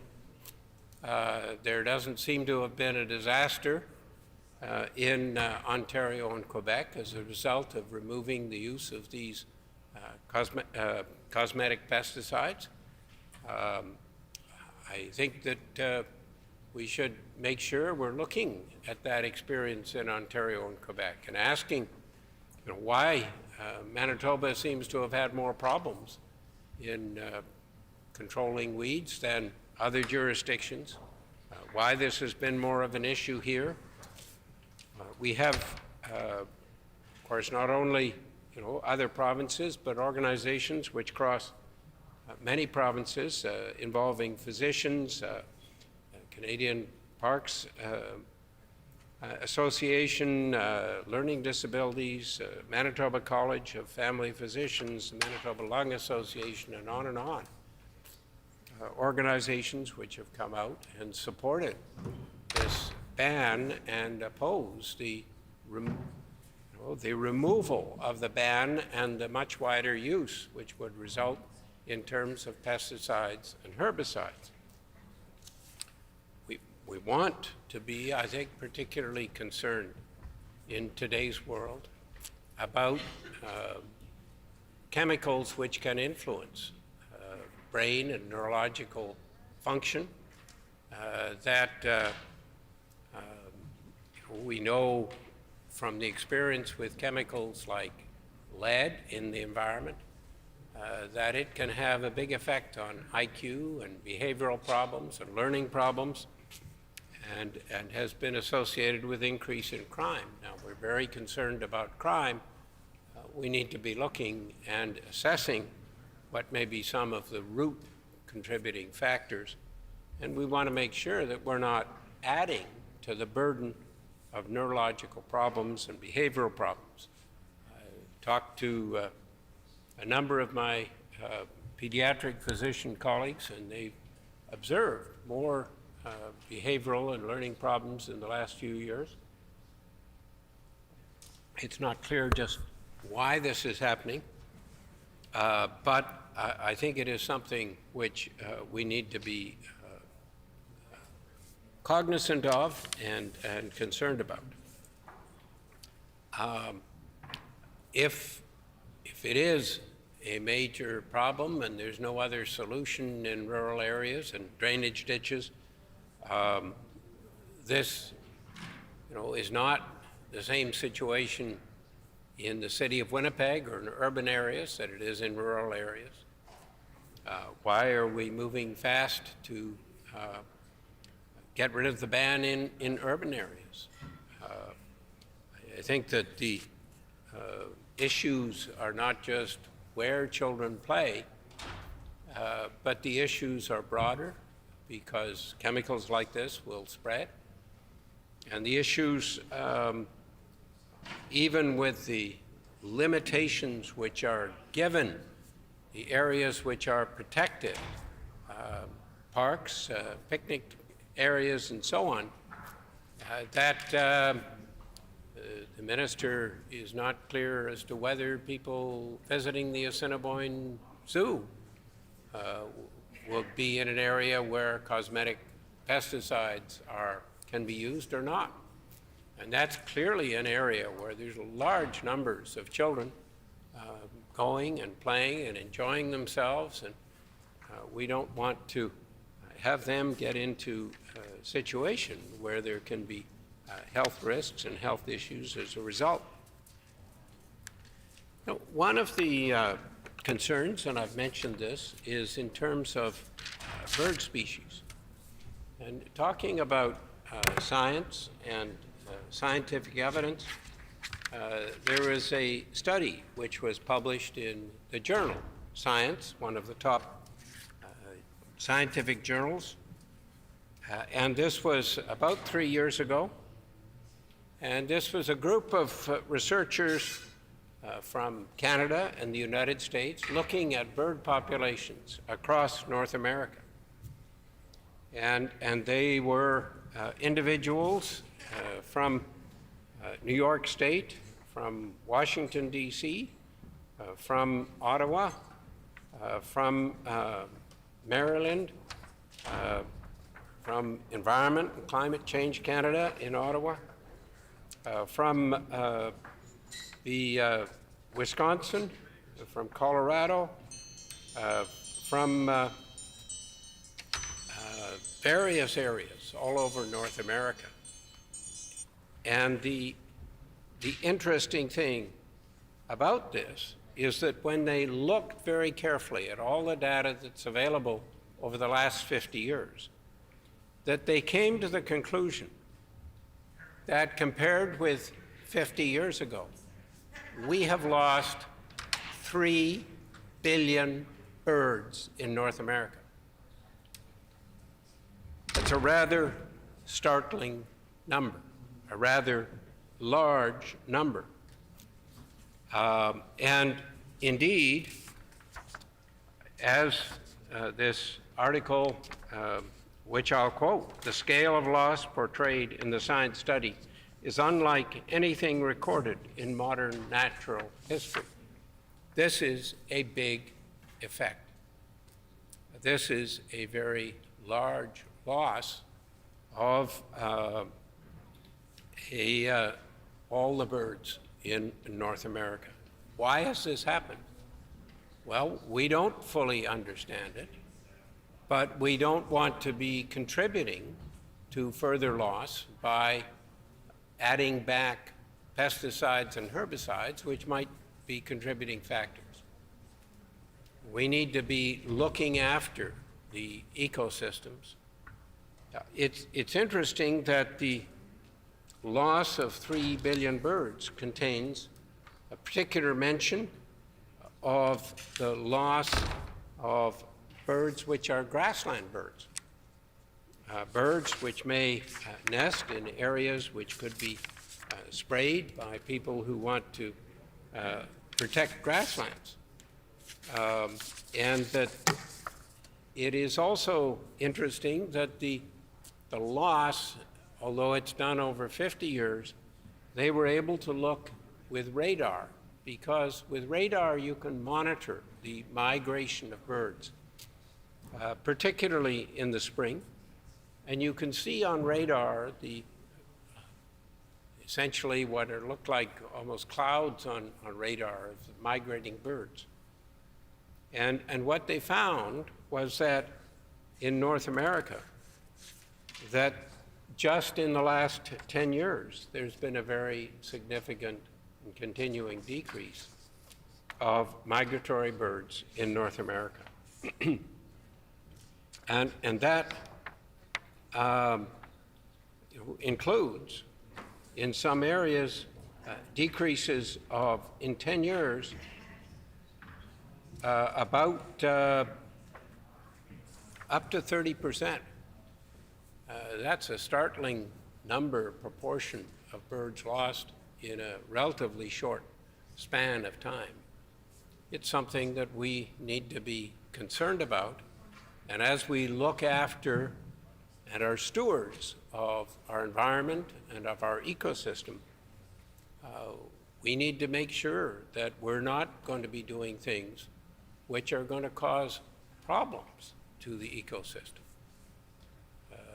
Environmental chemicals, pesticides, causing problems for birds. There's a history of this. And we need to be very careful lest we lose a lot of bird species, and remember that many bird species are actually very helpful to farmers in taking care of insects, etc. That we should not dismiss a tremendous loss of birds and of bird species, but we should take note. We should look at the science, which I've talked about, and we should be prepared to look very carefully and be very cautious about reversing the decision that has been made to ban cosmetic pesticides. The overall then, if I'm to sum up, we need to worry about the precautionary principle. We need to worry about this for human health, cancer and brain health. We need to worry about this as it concerns with ecosystem health. And I will look forward to presentations which are made at the committee meeting, presenters, and hope we have a wide variety of presenters, and hope that the presenters are able to present evidence and science in their presentation so that we as legislators can be enriched in our understanding of the impacts of pesticides and come to the best possible decision for pesticides or not pesticide use as it applies to preventing health problems, as it applies to stewardship of the ecosystems in our province. There is a lot of work to do. This is a piece of legislation which we need to consider very carefully, and I'm looking forward to those committee meetings so that we can have that discussion and dialogue and much more evidence presented. So thank you, Madam Speaker. Yeah, honourable member for Transcona. Madam Speaker,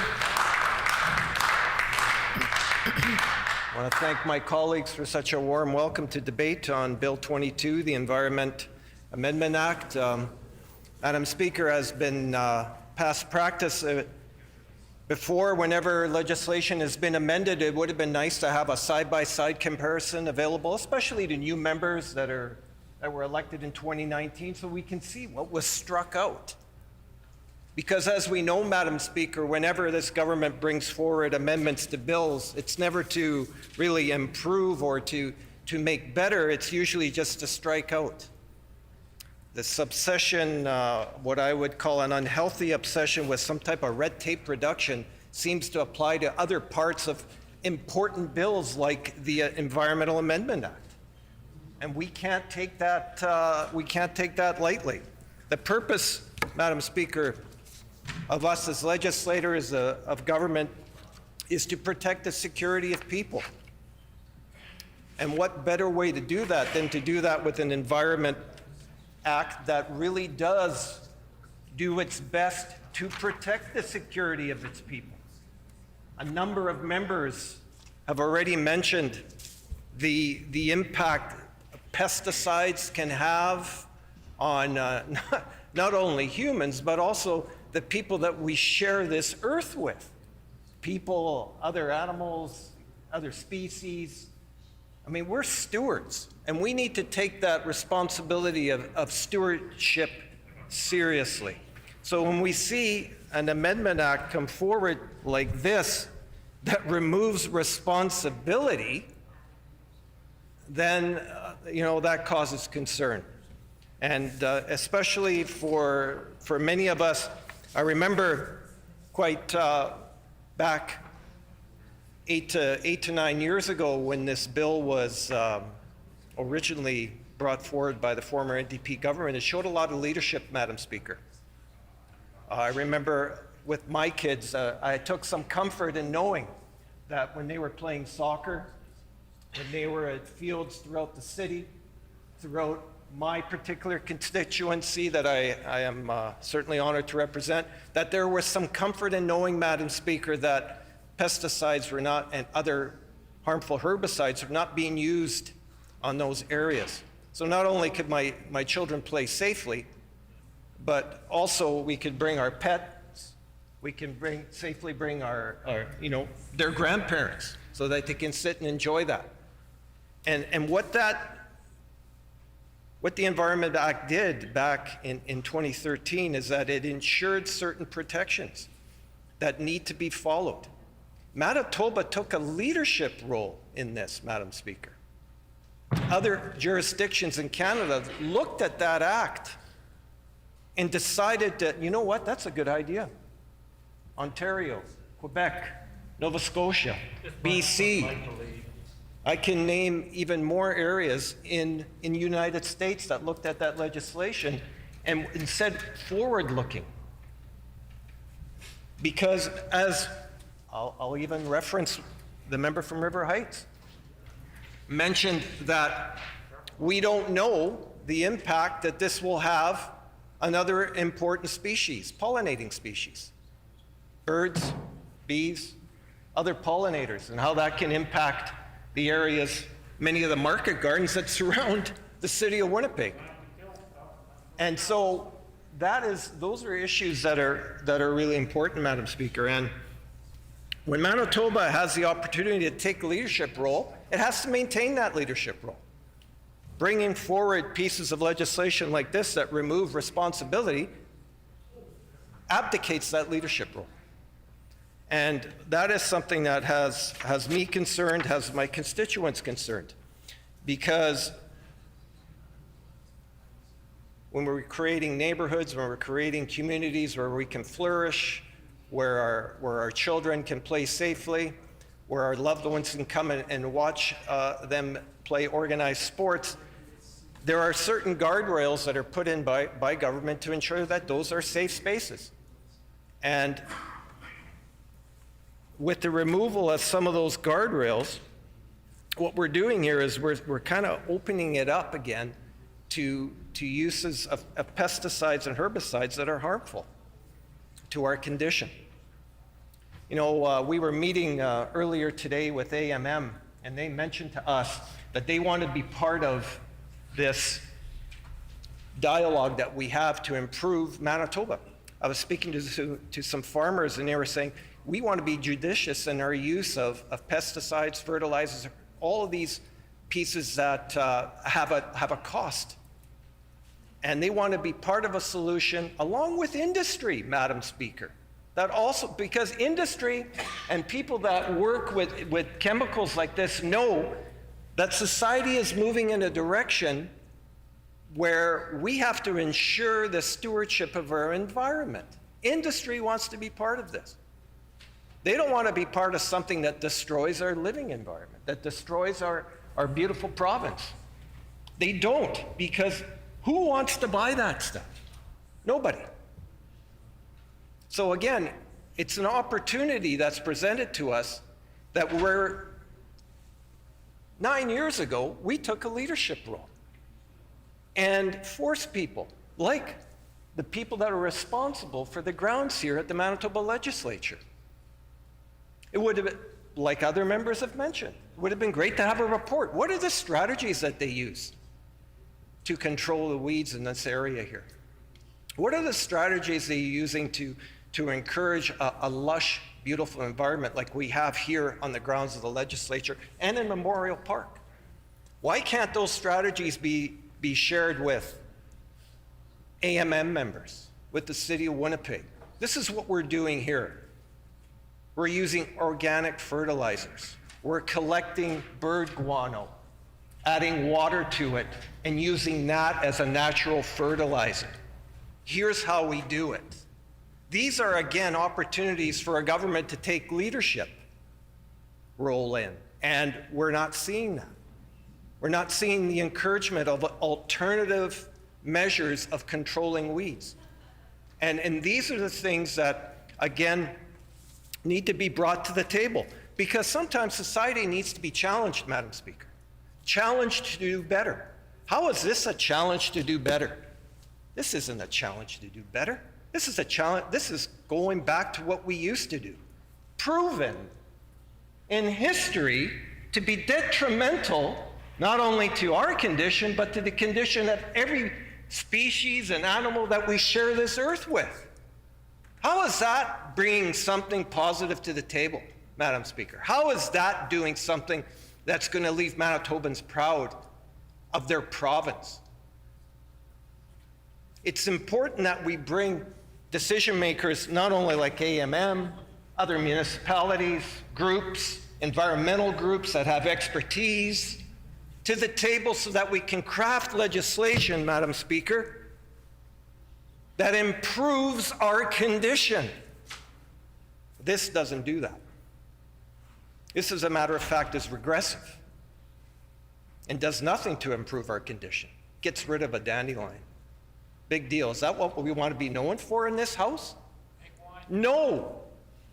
I think everybody that's elected here wants to be known for improving the condition of our citizenry, of leaving the province a better place after we leave this chamber.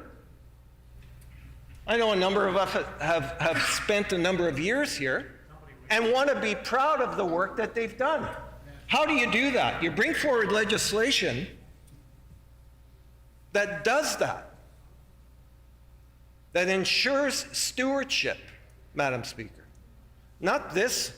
This is taking us back to a time when we had to worry about, just like my colleague from a member of Concordia, he was referring to a smell after the application of herbicides and pesticides that were detrimental. Madam Speaker, I'm going to tell you my own experience. I used to work at the Canadian National Railways. I was lucky enough during my university years to have a job at CN. And I remember when the pesticides and herbicides were applied railside. I know the member from Radisson remembers that smell too, because he lived across the street on Pandora. He knew when those things were spread. He knows that smell. And boy, did they ever get rid of the vegetation on the side of those tracks. But at what cost? Pollinators? Bird species? Or the track crew? Who knows what the cancers that were created because of that? I was a track maintainer. Thank you very much for reminding me of that, the member from Flin Flon. And I will say, as an 18-year-old at the time, I don't know what I was exposed to. They just said to me, Madam Speaker, go and spread this. Okay.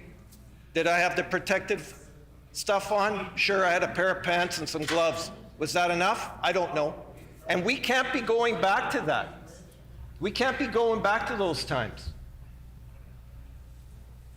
And that's what has us concerned on this side of the House with this legislation. It does nothing to push not only industry forward, but us forward. We want to be positive, contributing members to society. That's what bills need to do as well. So when we make amendments to the Environmental Amendment Act, we have to ensure that they're doing these amendments are actually pushing us forward, Madam Speaker. And we have a litany of concerns being expressed by not only the Canadian Cancer Society, physicians, pediatricians, even members of the AMM who want to be part of it because they've been kind of shut out of this process, Madam Speaker. Because what's been going on with this government is that they're not really into consulting, ensuring that we have multiple voices at the table so that when we do bring amendments, when amendments are brought forward here, Madam Speaker, that they're amendments that actually improve our condition in this province. And I don't know that we're getting that with these particular amendments. It's certainly a concern here, and one that I want to challenge this government to take it when we get to committee stage, that they're willing to hear amendments that will make this better. That they're willing to listen to experts, to everyday people that are concerned about what's in here, or what's not in here, actually, Madam Speaker. What's been removed. Because those are what has us really concerned on this side of the House. Because government has this sacred responsibility, Madam Speaker, and that is to improve our condition. And as I said before, what we have here is a piece of legislation that doesn't do that. I said earlier it would have been nice to have a side-by-side comparison, especially for us that are new in the House. That's been past practice before, where you can actually look at a legislation and see how it's been changed. No, we can't do that. We have to get in there and muck around ourselves a bit. It would have been good to have a little bit of that so that we can make an informed decision. And as I said earlier, Madam Speaker, industry wants to be a part of this. Industry doesn't want to exist in a vacuum. They want to be also coming forward with some of their unique solutions. And so when we talk about ensuring that we've consulted with people that are concerned with this Amendment Act, the Environmental Amendment Act, we want to ensure that we also include industry in all of our conversations.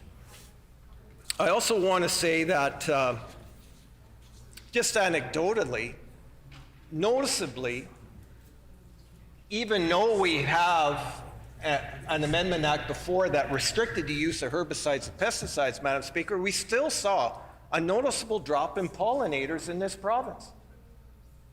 A lot of market gardeners will tell you that. And that's not just by accident. These drops have occurred because of an increased use of herbicides and pesticides. It's affected the environment. Now, we don't exactly know how much it's affected the environment, but we need to do research to see what has caused this. Because now we're getting to the point where we're actually importing pollinators into Manitoba in order to ensure our market gardeners can actually grow and have their products available to us at... Order, please. When this matter is again before the House, the honourable member will have 15 minutes remaining. The hour being 5 p.m., this House is adjourned and stands adjourned until 10 a.m. tomorrow.